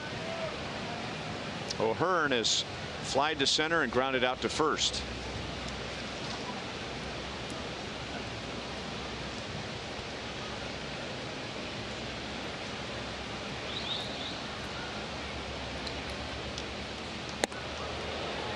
Curveball got away from him.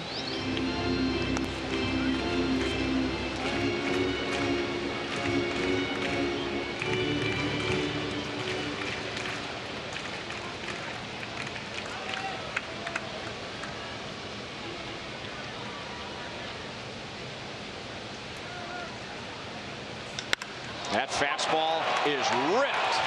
Deep center field. Gone, and another home run for Ryan O'Hearn.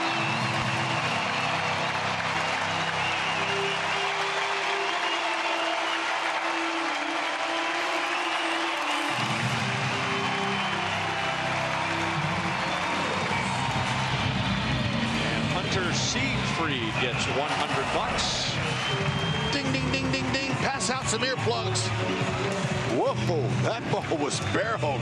I mean, that's a wonderful swing. Dead center field.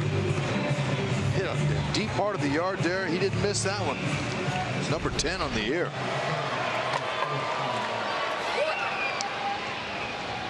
So we're tied at 3, and now Salvador Perez.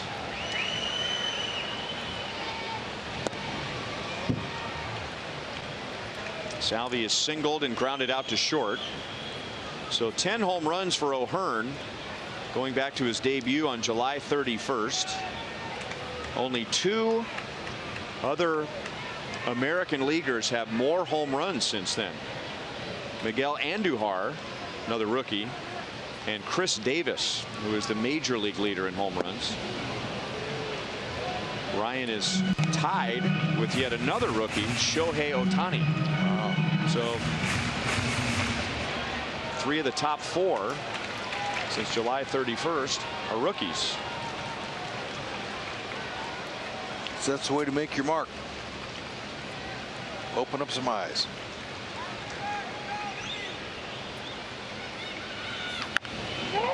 Off the end of the bat. Giolito kicks the bag, 2 down.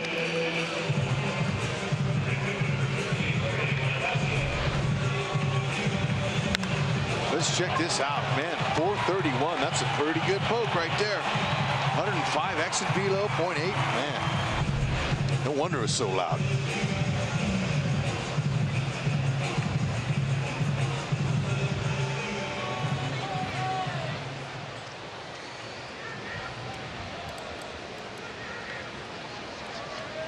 Two outs to Jorge Bonifacio.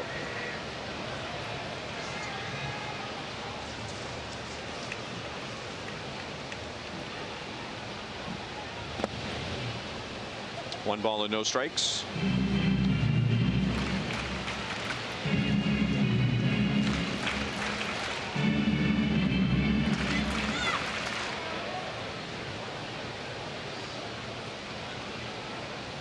Royals have hit 18 home runs in their last 9 games at Kauffman Stadium. Down around the end of the bat.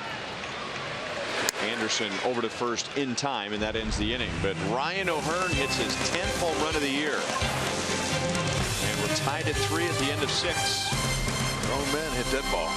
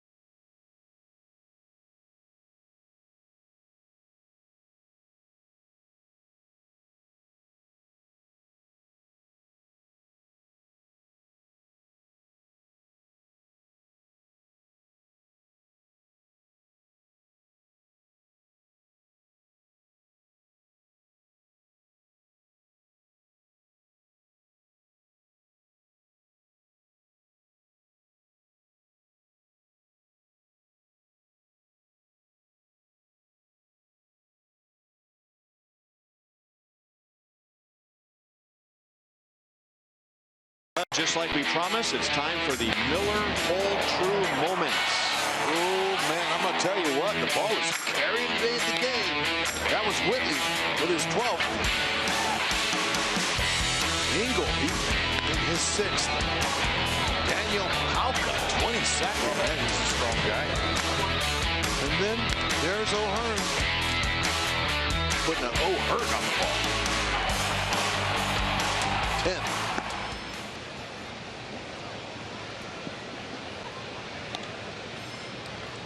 So 6 total runs, 5 have come on home runs. And now Nicky Delmonico hits it right on the nose, but he hits it right to Brian Goodwin. Delmonico is 0 for 3. Since the 2 home runs and the 3 runs in the 3rd inning, the White Sox have 1 hit against Jacob Junis. He has retired 10 of the last 11 after the Palka 2-run home run. And here's Wellington Castillo, who nearly hit a home run when he doubled off the wall in center field in the 2nd inning, and then eventually was out trying to go to 3rd.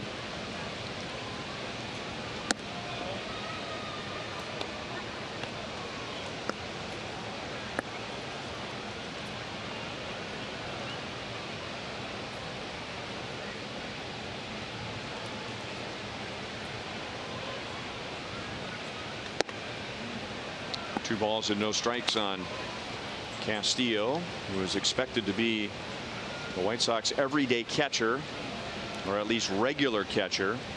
And then at the end of May, he was suspended for 80 games for violating Major League Baseball's performance-enhancing drug policy. Bonifacio ran a mile, but he catches up to it. And now Junis has retired 11 of the last 12. Join fellow Royals fans in expressing your creative side at our last Paint at the Park event of the season this Thursday. Enjoy one free drink while following an art demonstration from Pinot's Palette in our Hall of Fame pavilion. Create a one-of-a-kind piece to show your Royals pride before watching the Royals take on the Twins. Visit royals.com/paint for more details.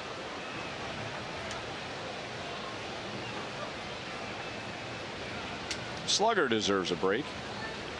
Yeah, he does. I think the weather's a big enough break for him.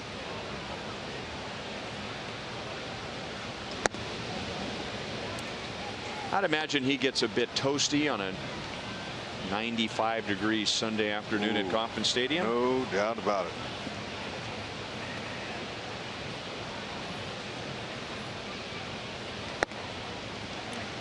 One and one on Tim Anderson. Talk about staying hydrated. You know he's one of the best at it. Those kids. For a lot of those kids, you could line up Salvador Perez, Alex Gordon, Whit Merrifield, and they'd go running to Slugger. No doubt.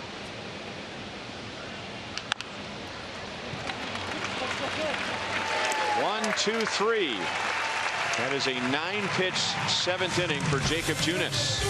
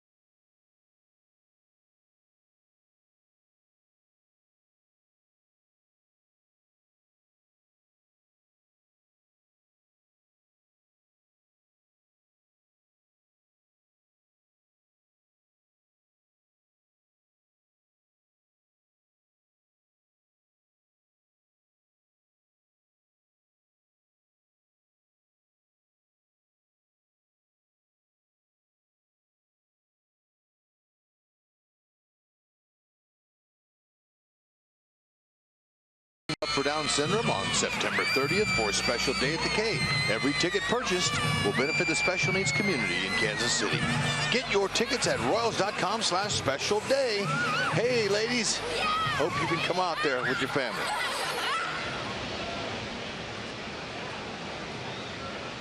Jacob Junis has given up 3 runs, 7 hits in 7 innings. And he has yet to throw 90 pitches tonight.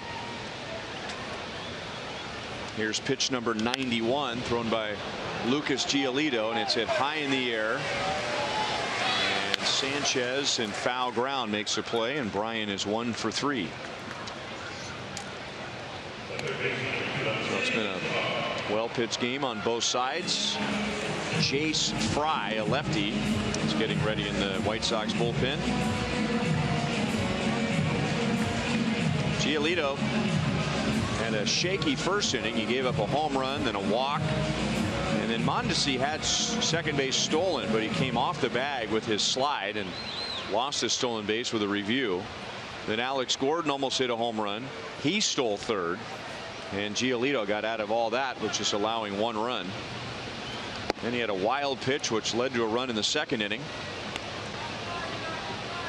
But he's pulled it together since the second, minus the Ryan O'Hearn game-tying home run in the sixth.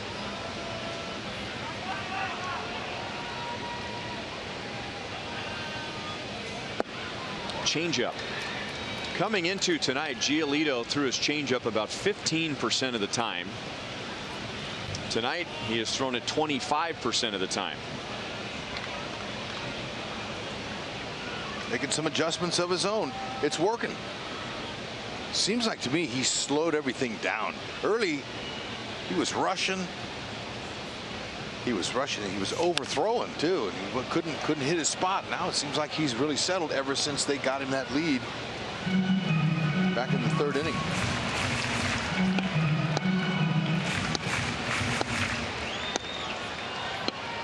Pitching coach Don Cooper.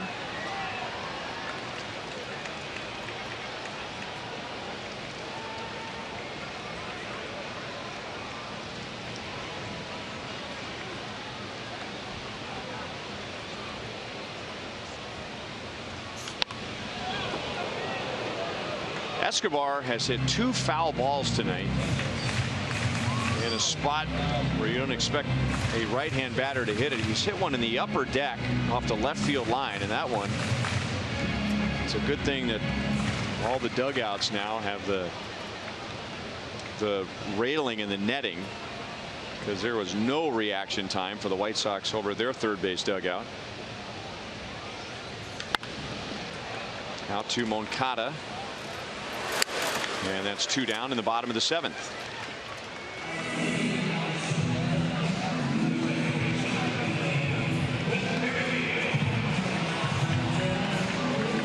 And now Giolito is 1 out away from going 7.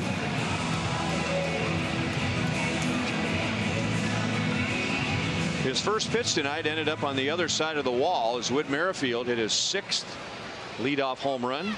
He is 1 for 3 tonight.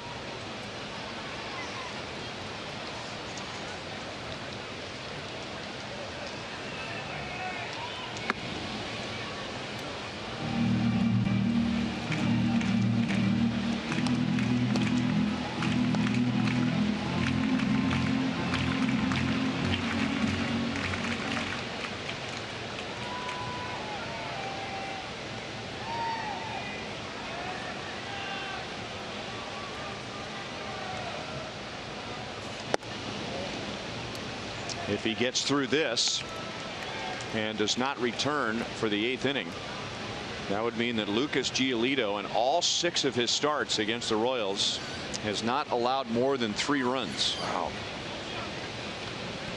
You know, he gets up when he faces the Royals. That's for sure. That's a big confidence boost.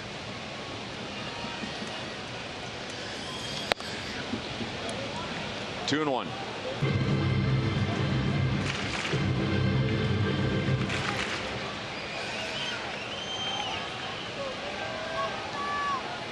Giolito's trying to go 7 innings for the 5th time this year. 5 out of 29 starts.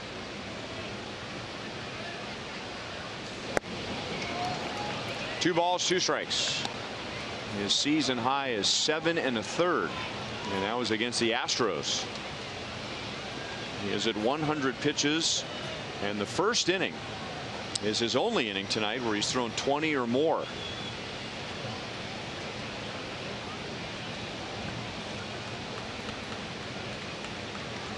Not bad for a guy who has the highest ERA in the major leagues with his innings. No, and you know, like a lot of Ned Yost's pitchers, they're young. He's staying with them. They want to build them. You know, they want to build them up. And lots of times you can't take that next step forward until you take a few steps back. So they're being patient with him. You know, guy with his size, perfect size. You know, he's got good stuff. And on Tuesday against the Tigers, he went an inning and a third. Wow. Came out in the second inning after giving up 5 runs, a couple of walks. So that's encouraging for the White Sox to see him bounce back. Foul ball came up and got Witt. He's got a nice little downhill angle. That width's okay. 6'6", 255 pounds. Looks like he's been aggressive. He's pitched inside aggressively. Shown a lot of good straight change ups. He's got confidence in that pitch. There's a lot there.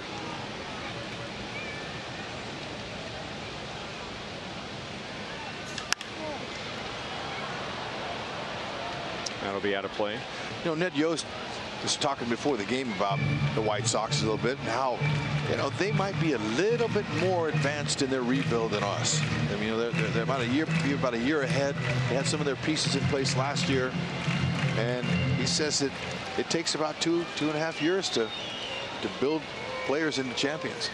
It's in some cases.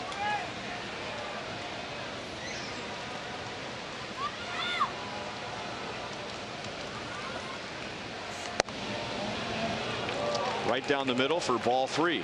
Wow. Ooh, Witt got away from one there.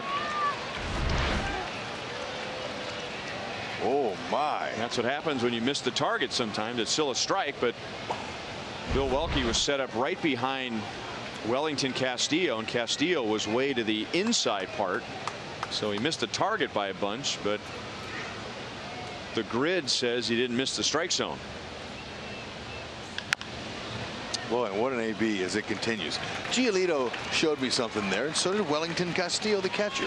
They are very professional by handling that like that. They didn't put their hands in the air, show up the umpire. He missed a pitch down the middle. They just kind of paused a little bit, and then they kept moving in their game. That's how you respect umpires.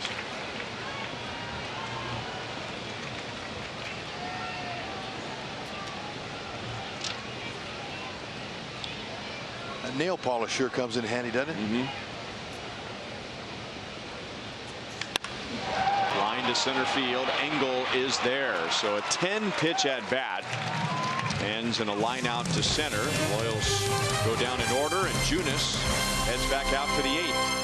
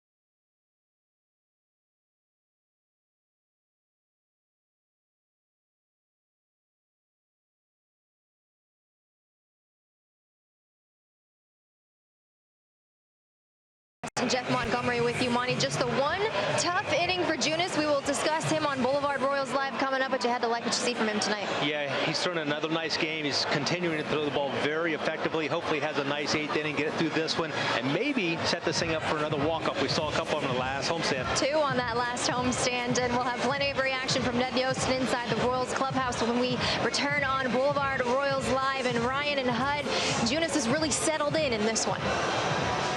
That he has, Erica, since that 2-run home run by Daniel Palka, which puts the White Sox in front 3-2 in the 3rd inning. Junis has set down 12 of the last 13. And here's Adam Engel, who has a home run against Junis tonight. That was leading off the 3rd. So he's the number 9 hitter, but he's been a leadoff man tonight. This is the 3rd time he has been first man up. And he grounds it on one hop to Escobar, who is in on the grass. So make it 13 of the last 14 White Sox retired by Jacob Junis. And let's take a look at his Pizza Ranch for the win pitching line. The fastball once again was setting up the slider, and that's the way it's been going for him. He's getting some outs and some early outs. Early count outs, keeping him in the game, keeping that pitch count down. Let's see what he's done here. 7 in the 3rd. Nice work. 85 pitches. That's getting some early count outs, keeping him in that game, waiting for a run or two. Take it to the house.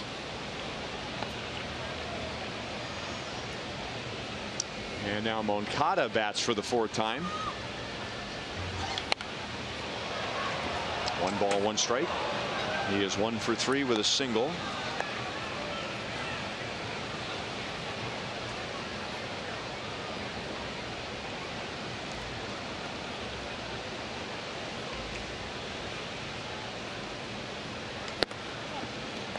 Two and 1.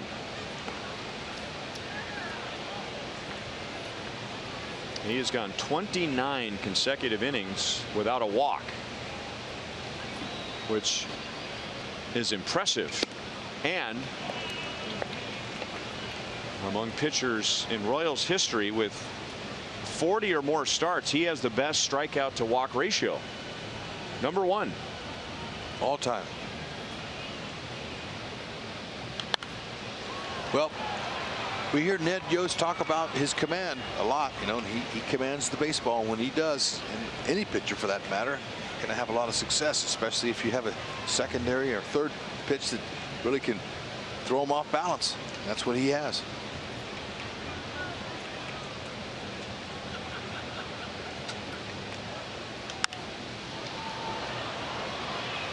You know, he's not overpowering. He's not throwing 95 to 96. Like Jorge Lopez had. You know, a little extra life on your fastball with that velocity really does help. So he's got to really hit his spots. Ryan Flynn just now begins to loosen up in the right field bullpen, and Moncada takes a strike. 2 outs in the 8th. Oh, that's nicely done. Talk about command. And he's got confidence with all of his pitches. 91 on the black painted. Moncada, you got to go. Follow the race to the postseason on MLB.tv. For $25.99, watch every out-of-market regular season game. Plus, get a free subscription to MLB At Bat Premium. Blackout and other restrictions apply. Visit MLB.tv for details. Visit MLB.tv to take advantage of this limited time offer.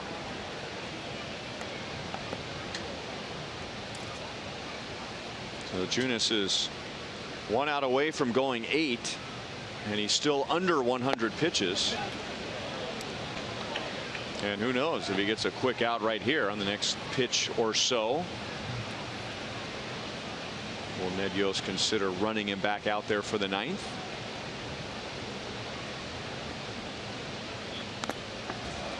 Bunted foul, 1-2.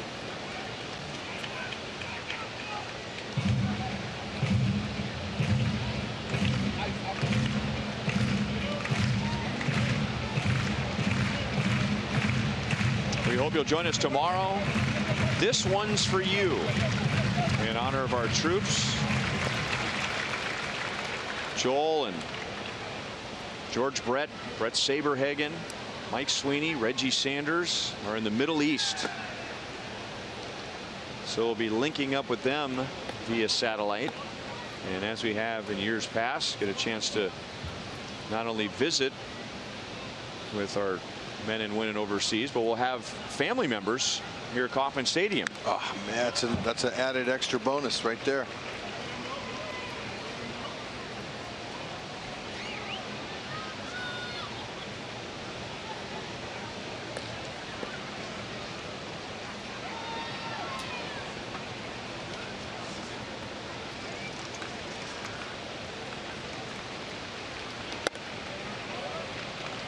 Three and 2 with Jose Abreu on deck. 2 starts ago, Junis went all 9 against the Tigers, and then in his last start he went 7. And now tonight he goes 8 for the 4th time in his career. And he sets down 15 of the last 16 White Sox hitters. Woo! He's in fuego. Now get him run.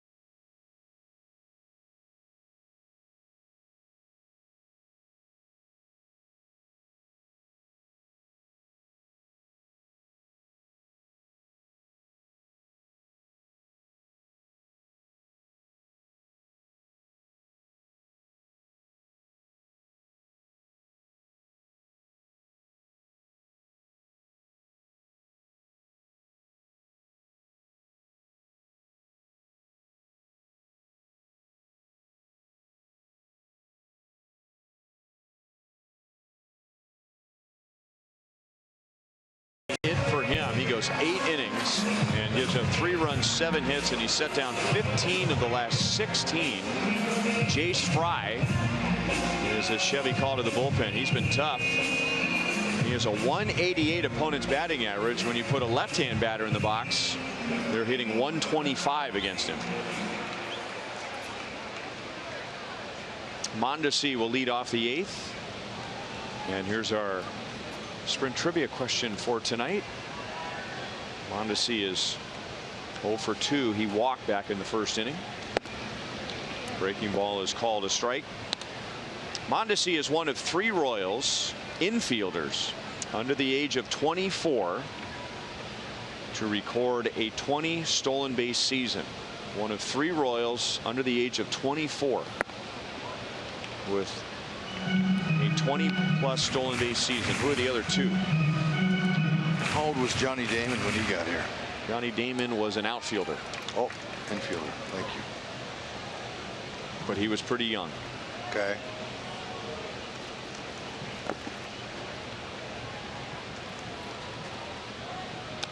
I'll write down Carlos Fabulous. I think he had a big stolen base year his rookie season. Third base coach for the Red Sox. Yep.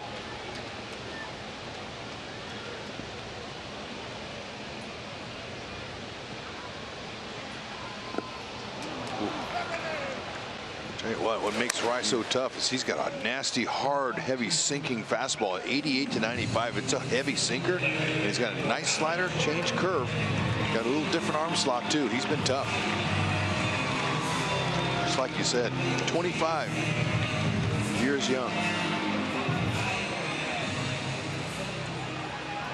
Alex Gordon is 1 for 3 with a first inning double and a steal of third.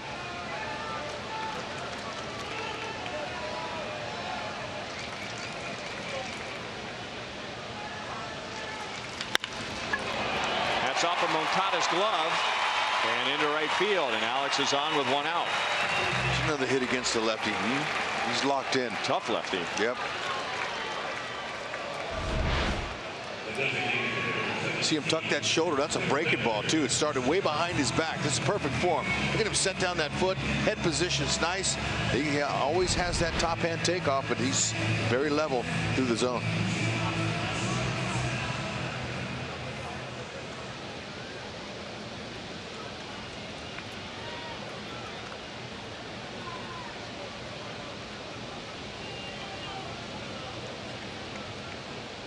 Hunter Dozier is 1 for 3 with a triple. Well, thinking of Royals infielders,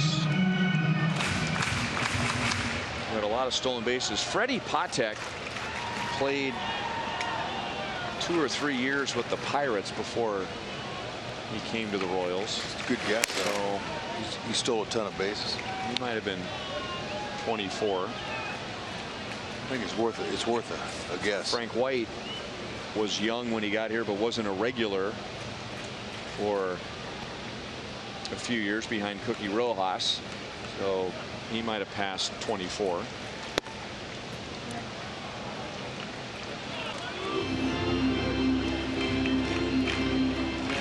Throw a couple of those up there. I'm going to throw out Carlos Fabulous. Ding, ding, ding, ding. All right. Got one more. Dozier's time for a ding, ding here. Ooh, get him something up he can handle. What about 2003 American League Rookie of the Year, Angel Baroa? That's a pop in his bat. He can run. Throw him out there. Stay hot. Angel Baroa. Strike one. Strike one.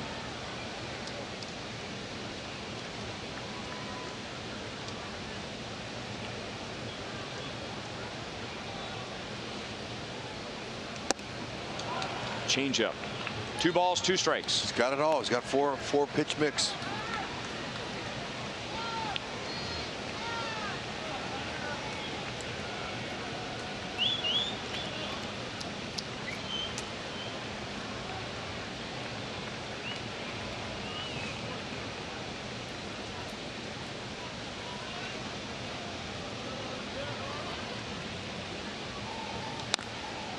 Still 2-2.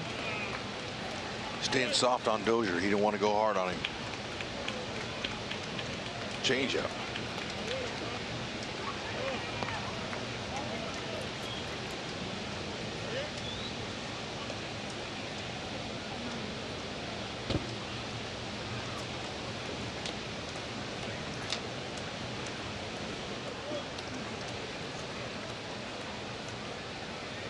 What about UL Washington?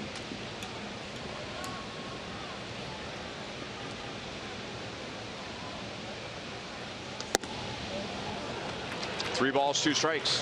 Familiar with all those guys, but not their ages. At that time.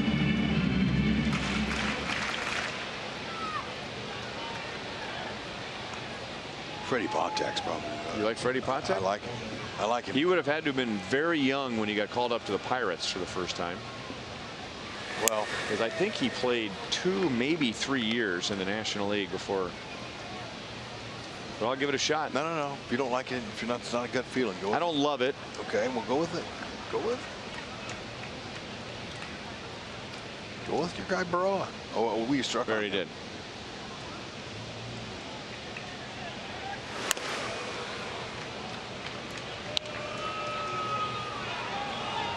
How old was Willie Wilson when he was here?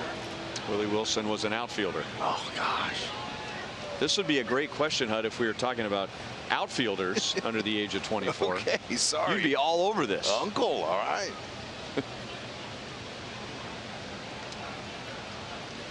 Three and 2. What's he going to give him here?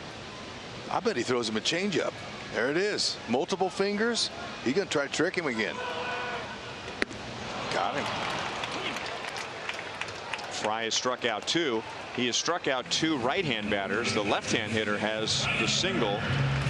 And now Ryan O'Hearn with a runner at first and 2 down. He had our cheap drive of the game back in the 6th inning. Yeah, that's an elevated fastball that he was perfect on. And it was loud. Woo, man. Went a long way.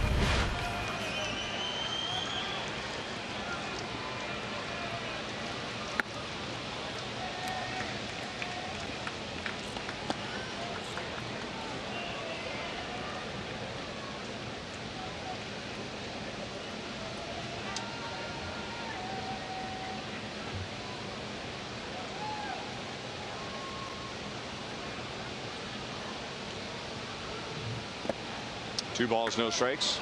With O'Hearn up there. Did Clint Hurdle come up as a first baseman? I think he was an outfielder, but I'm not 100% sure.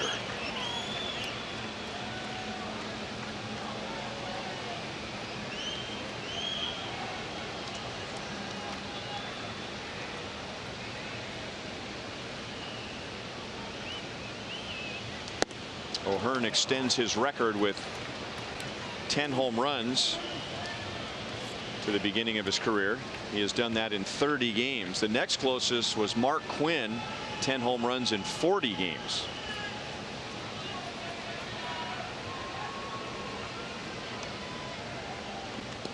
O'Hearn is 1 for 28 against left-handed pitchers this year, and that one hit was a homer. And I believe that he could hit lefties if he had an opportunity to hit them regularly.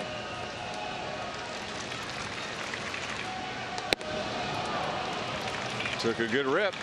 2 balls, 2 strikes. Solid rip.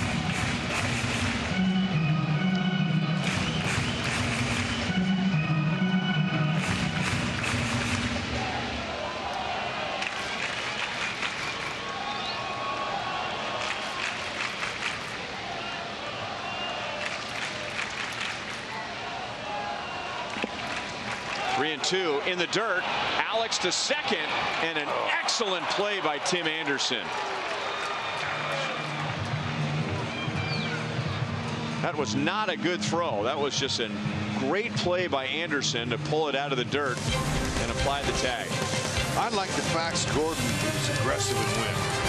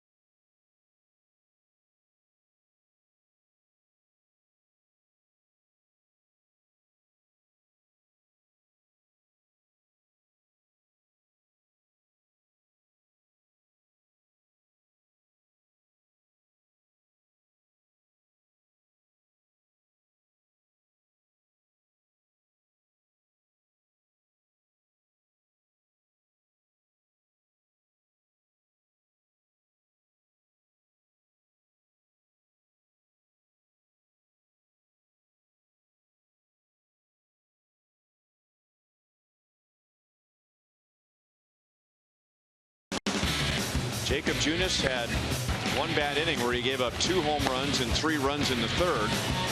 But after Daniel Palka hit a 2-run home run with 2 outs in the 3rd inning, Junis finished by setting down 15 of the last 16 White Sox hitters. And tonight he will get a no decision for that, as we're tied at 3 going into the 9th inning. And Willie Peralta is a Chevy call to the bullpen with Abreu, Palka, and Narvaez coming up. Junis was outstanding. Man, is he on a nice roll. Too bad they couldn't scratch a run across for him, but hey, look, Peralta has a chance to hold him down right here. Opponent's only hitting .209.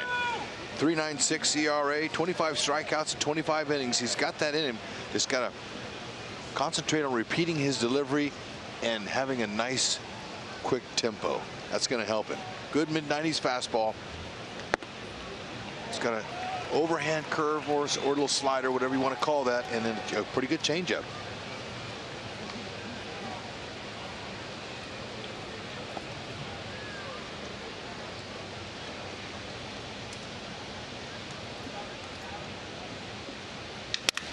Broken bat. And that'll drop for a base hit. So Abreu has 2 bloop hits and an infield hit, and that makes him 3 out of 4. 2-seamer.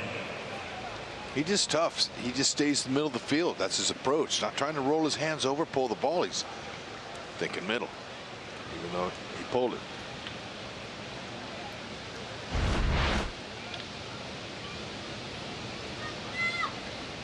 And now Palka, and you want to keep him on the ground.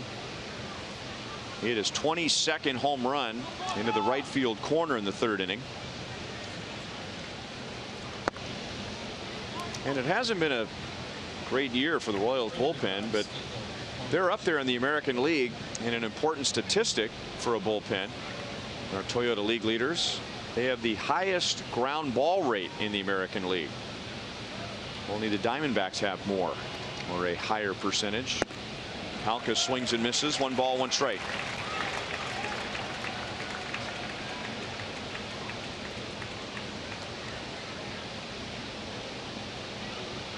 Peralta pitched 2 days ago. He came on after Jorge Lopez lost his perfect game and his no-hitter and picked up the save.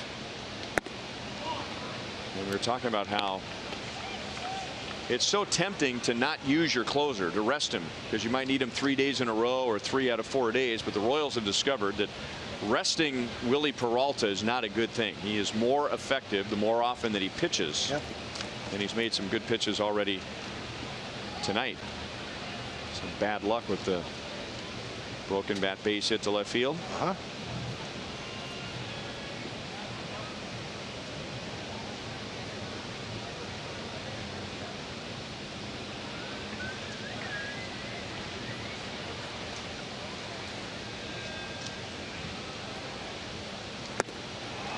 2-2. Oh man, he pulled the string on that baby. Got to mix him up with this guy, Palka.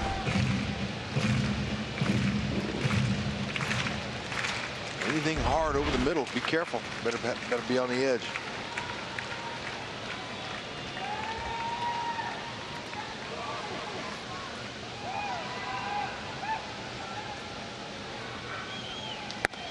Back with the same pitch, and he gets a strikeout.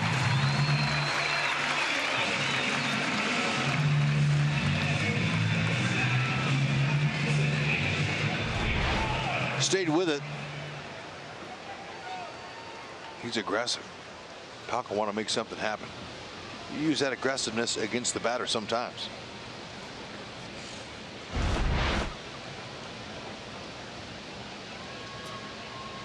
And now Peralta gets Omar Narvaez.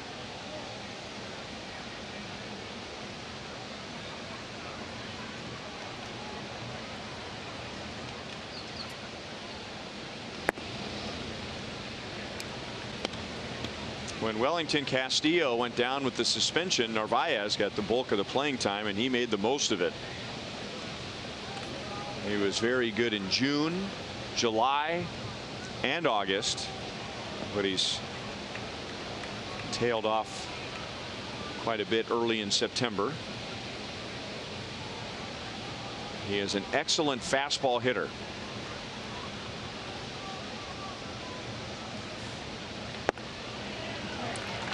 One and one. So put a wrinkle on it.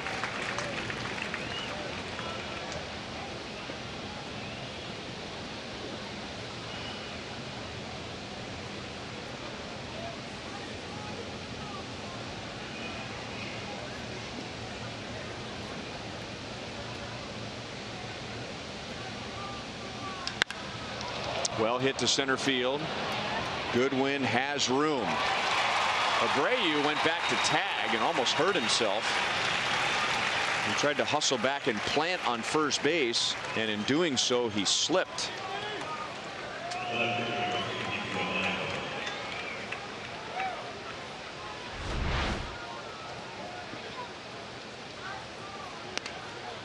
Ooh, yeah, hit the top of the base. Top of the base can be slick. Especially after his procedure. Yeah, that's a near miss.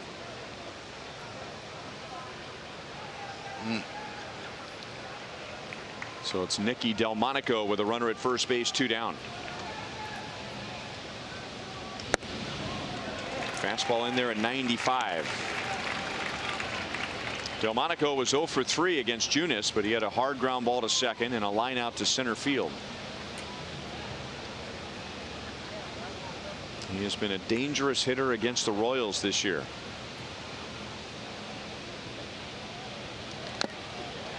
Oh, and 2.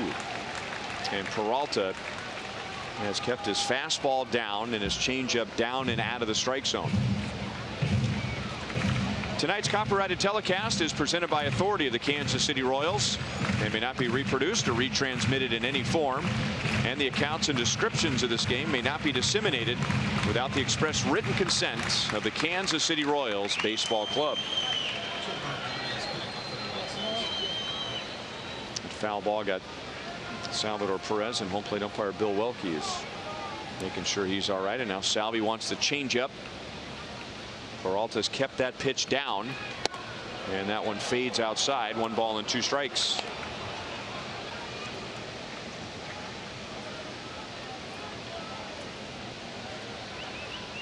A little less than a month ago, Nicky Delmonico had a 5 RBI game against the Royals. Best RBI game of his career, and Salvi wants that changeup again. Still 1 and 2. Doing a nice job, Peralta is. He's hitting his spots tonight, staying out of the middle.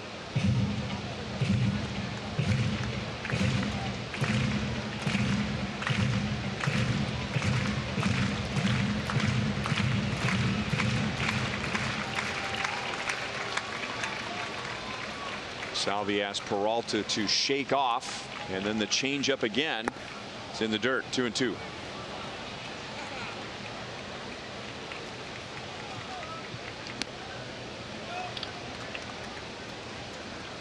That changeup, you know, if it's elevated, it'll speed the bat up. So you throw them a lot. Make sure they're down and away. Another one. Mm-hmm.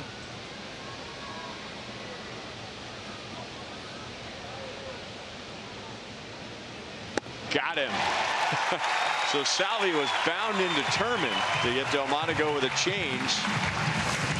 Peralta strikes out 2, both with his changeup.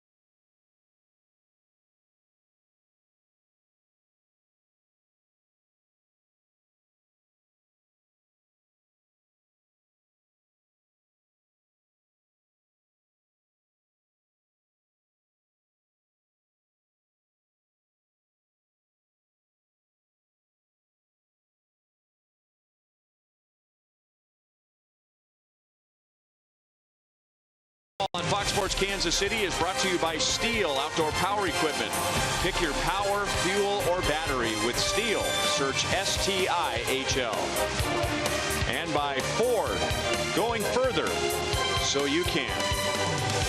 Looks like that home run by Ryan O'Hearn that tied the game in the 6th inning. Here's our Pepsi fan of the game. Maybe that was knitted by that lady in Minnesota. Possible. Speaking of Ryan O'Hearn, he will lead off the 8th inning. Now you talk about bonus pitches. That would come in handy when you're facing a guy like Jace Fry. And O'Hearn was at the plate when Alex Gordon tried to go to second base on a ball in the dirt and was out to end the inning. How many did he get? A couple bonus pitches? I think it was 2 balls, 2 strikes. 4. Oh, too bad. And he tops it out to Abreu. He'll take it to the bag himself. And now the Royals have Perez and Bonifacio coming up. Genmar Gomez is warming up in the White Sox bullpen. And here comes White Sox manager Rick Renteria. Well, we were given an easy clue in our sprint trivia question. We got one of them, Carlos Fabulous. The other infielder, aside from Fabulous and Mondesi, with 20 or more stolen bases under the age of 24, is currently in the Middle East. Mike Sweeney. There you go.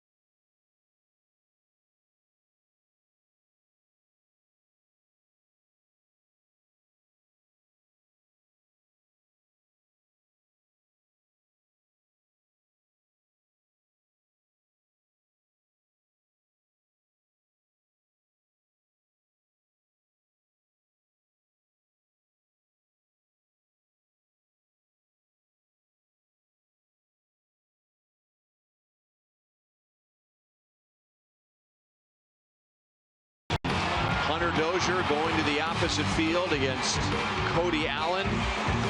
That was in the first series. And then after a 2-game sweep against Detroit, Whit Merrifield walked off the Baltimore Orioles. Oh, what a catch.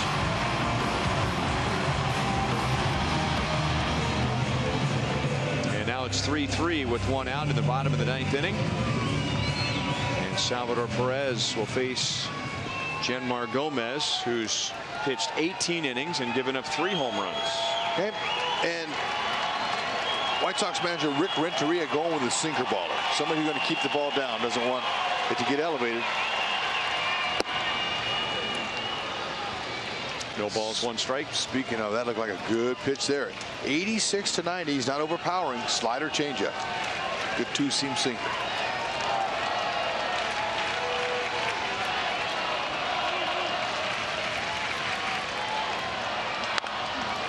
It is 0-2.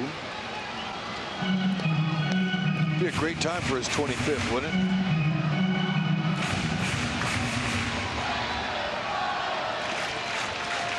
Bonifacio's on deck. Salvi is 2 out of 4 against this pitcher. Bonifacio is 1 for 3 against Gomez. 0-2, not expecting anything too good, but be ready.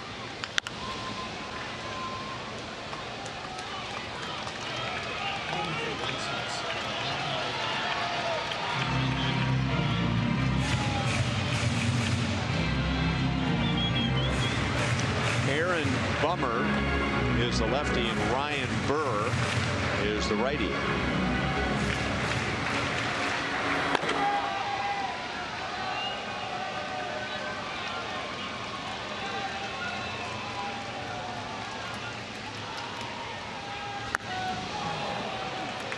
pitch was in the dirt, and Salvi made contact with it. Yeah, that was on its way to the dirt. They better be careful with Salvi. Don't make a mistake. He's in swing mode.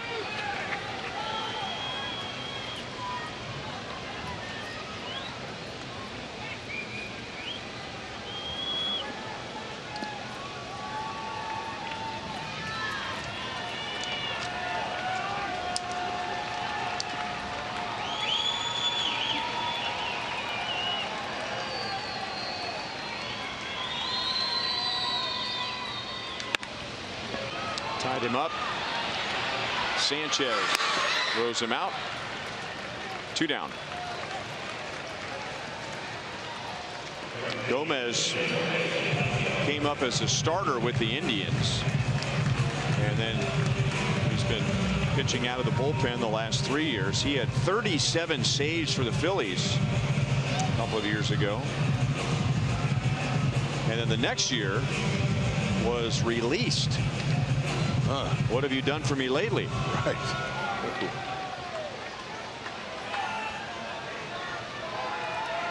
Jenmar Gomez took his first major league loss against the Royals back in 2010.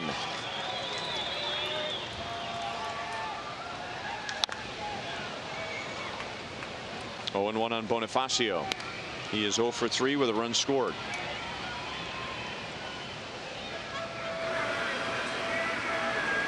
Jake Newberry's ready to go.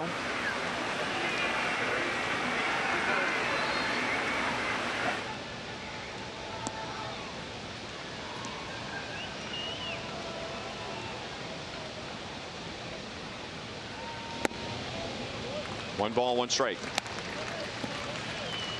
Sinker, slider, changeup. See him up if you can. Get an extra base.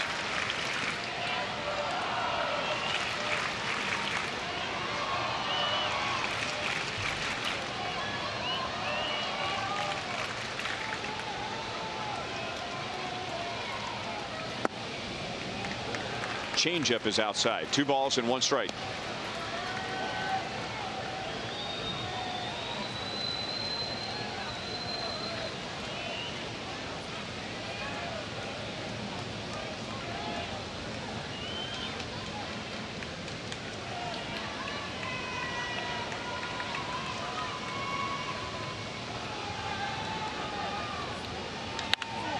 High left field, but playable.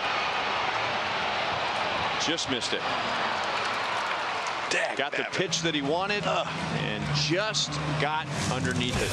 That was the one. To the 10th in a 3-3 tie.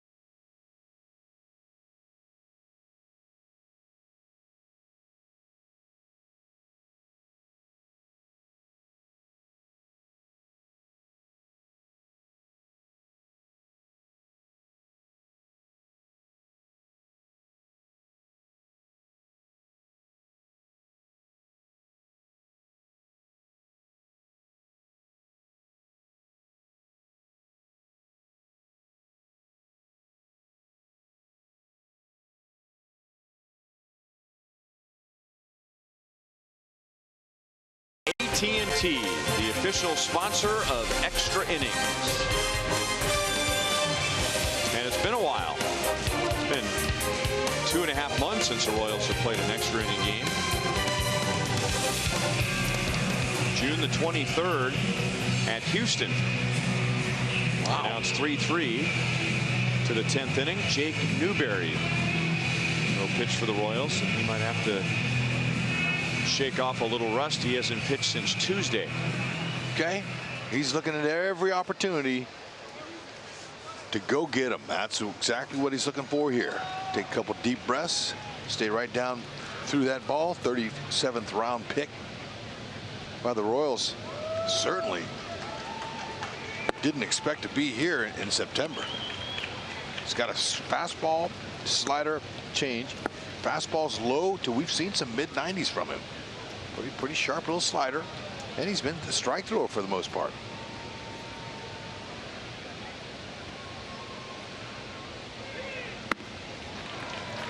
Wild swing by Castillo.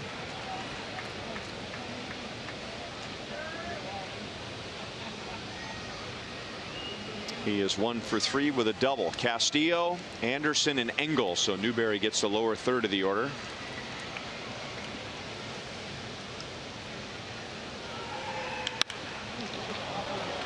Drives the 0-2 pitch to right field.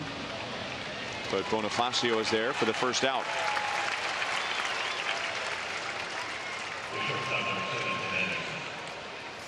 And now Jake will get Tim Anderson.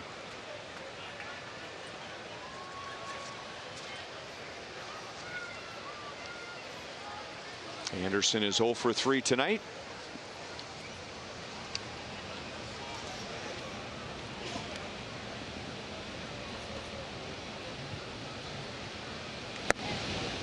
Over the inside, strike one. White Sox have not seen Jake Newberry yet this year.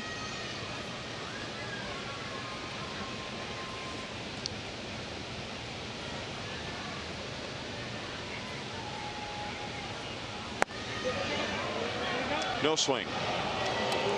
Tony Randazzo is the first base umpire. When you're a hitter and you are seeing a guy for the first time, first thing you're saying is, what's he got? And most hitting coaches have nowadays a tablet that they have all that, what he throws from the scouting report. This is what he's got right here. Until you get up there and face it, though, you don't really know what kind of movement, what kind of velocity, what kind of spin rate. Ooh, yeah.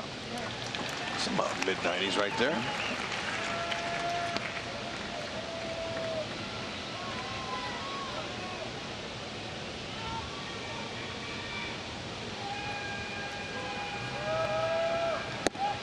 Threw it by him at 94. 2 outs in the 10th inning. How about it? Four-seam fastball. Here it is. Right by him.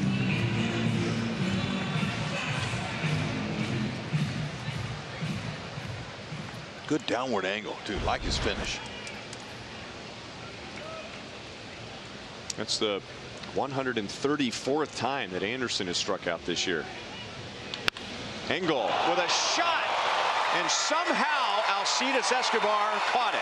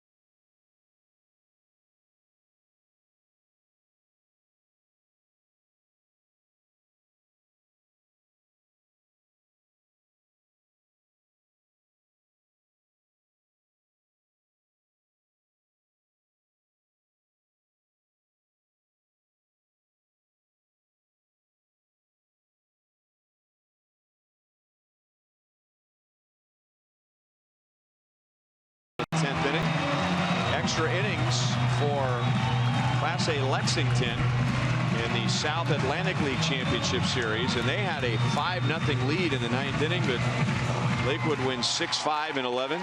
Ooh. Jeffrey Del Rosario gave up 1 hit in 6 innings, and Nick Prado had a solo home run. So game 1 goes to Lexington, or rather Lakewood. Game 2 is tomorrow.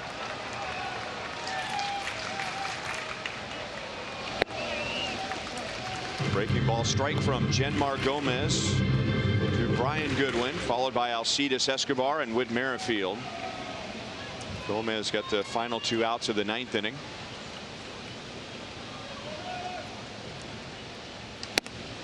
Outside, 1-1. Goodwin with his check swing infield single in the 2nd inning. Put an end to an 0 for 14. He's due.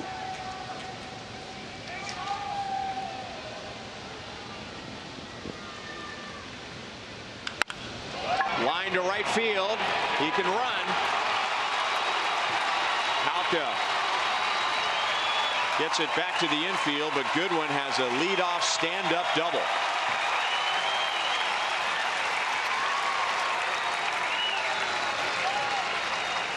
Yeah. Sinker baller, look him up. That's above the knees right there, just below the belt. Center cut. Now, I didn't barrel it. If he barrels it, it's possible 3-bagger. But he'll take getting into scoring position. Now we'll see if Escobar can move him over. Likely see a bunt here. Escobar's very comfortable doing that.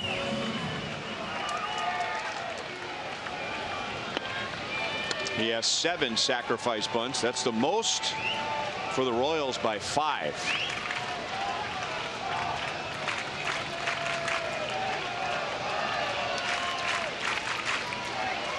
Sinker ballers would be good guys to bunt. They are the best. The bunt is down. Gomez looks to third. He throws high. And here comes Goodwin down the line. And here come his teammates out of the dugout.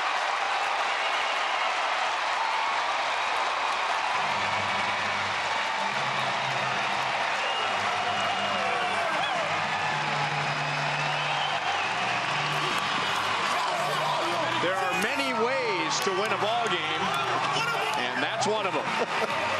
Wow. Genmar Gomez, I don't know what he was thinking. You want to get it out in that situation right there. And gosh, he just threw the game away right to the Royals.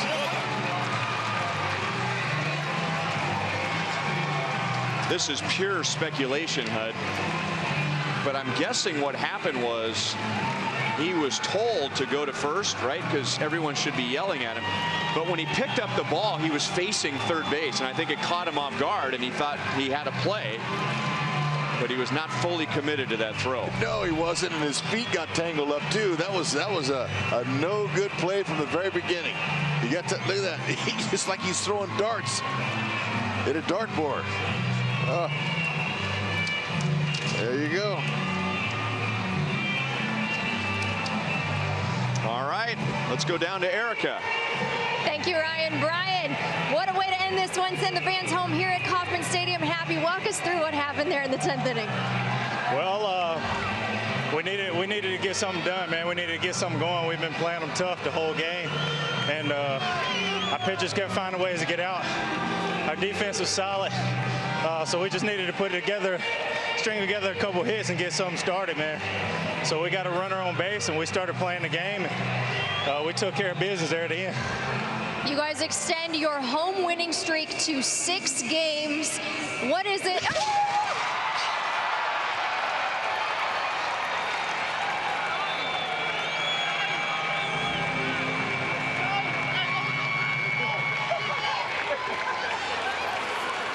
Thank you, Salvi, for the Salvi Splash. We appreciate you, Brian. You guys extend the win streak here at home to 6 games. Something special about playing in front of these fans here at Kauffman Stadium. Oh, absolutely, absolutely. They support us, man. They continually support us, and they fight hard for us. They're cheering just as hard as we're playing, man. And the best thing we can do is to give it back to them on the field. Jacob Junis was absolutely exceptional on the bump for you guys tonight. What was it like playing behind him? We're pretty much coming to expect that out of him as of right now, man. He's pitching his tail off, and he's keeping us in games, man, and giving us a chance to win ball games in front of these fans, man. We just got to keep it going. Ryan, we appreciate your time. Congrats on the win. You got it. Sorry about the water. That's all good. Rex, Ryan, back up to you guys. Erica, all that means is you are official. That's exactly right. The initiation is complete. Look at Mike Swanson taking care of her with a nice towel. Hey, but this was worth it. How about that? Escobar doing his job. That's a beautiful thing. Make that third baseman vacated, but they had no idea Gomez was going to throw it away. And that'll be a beautiful win. We'll be right back.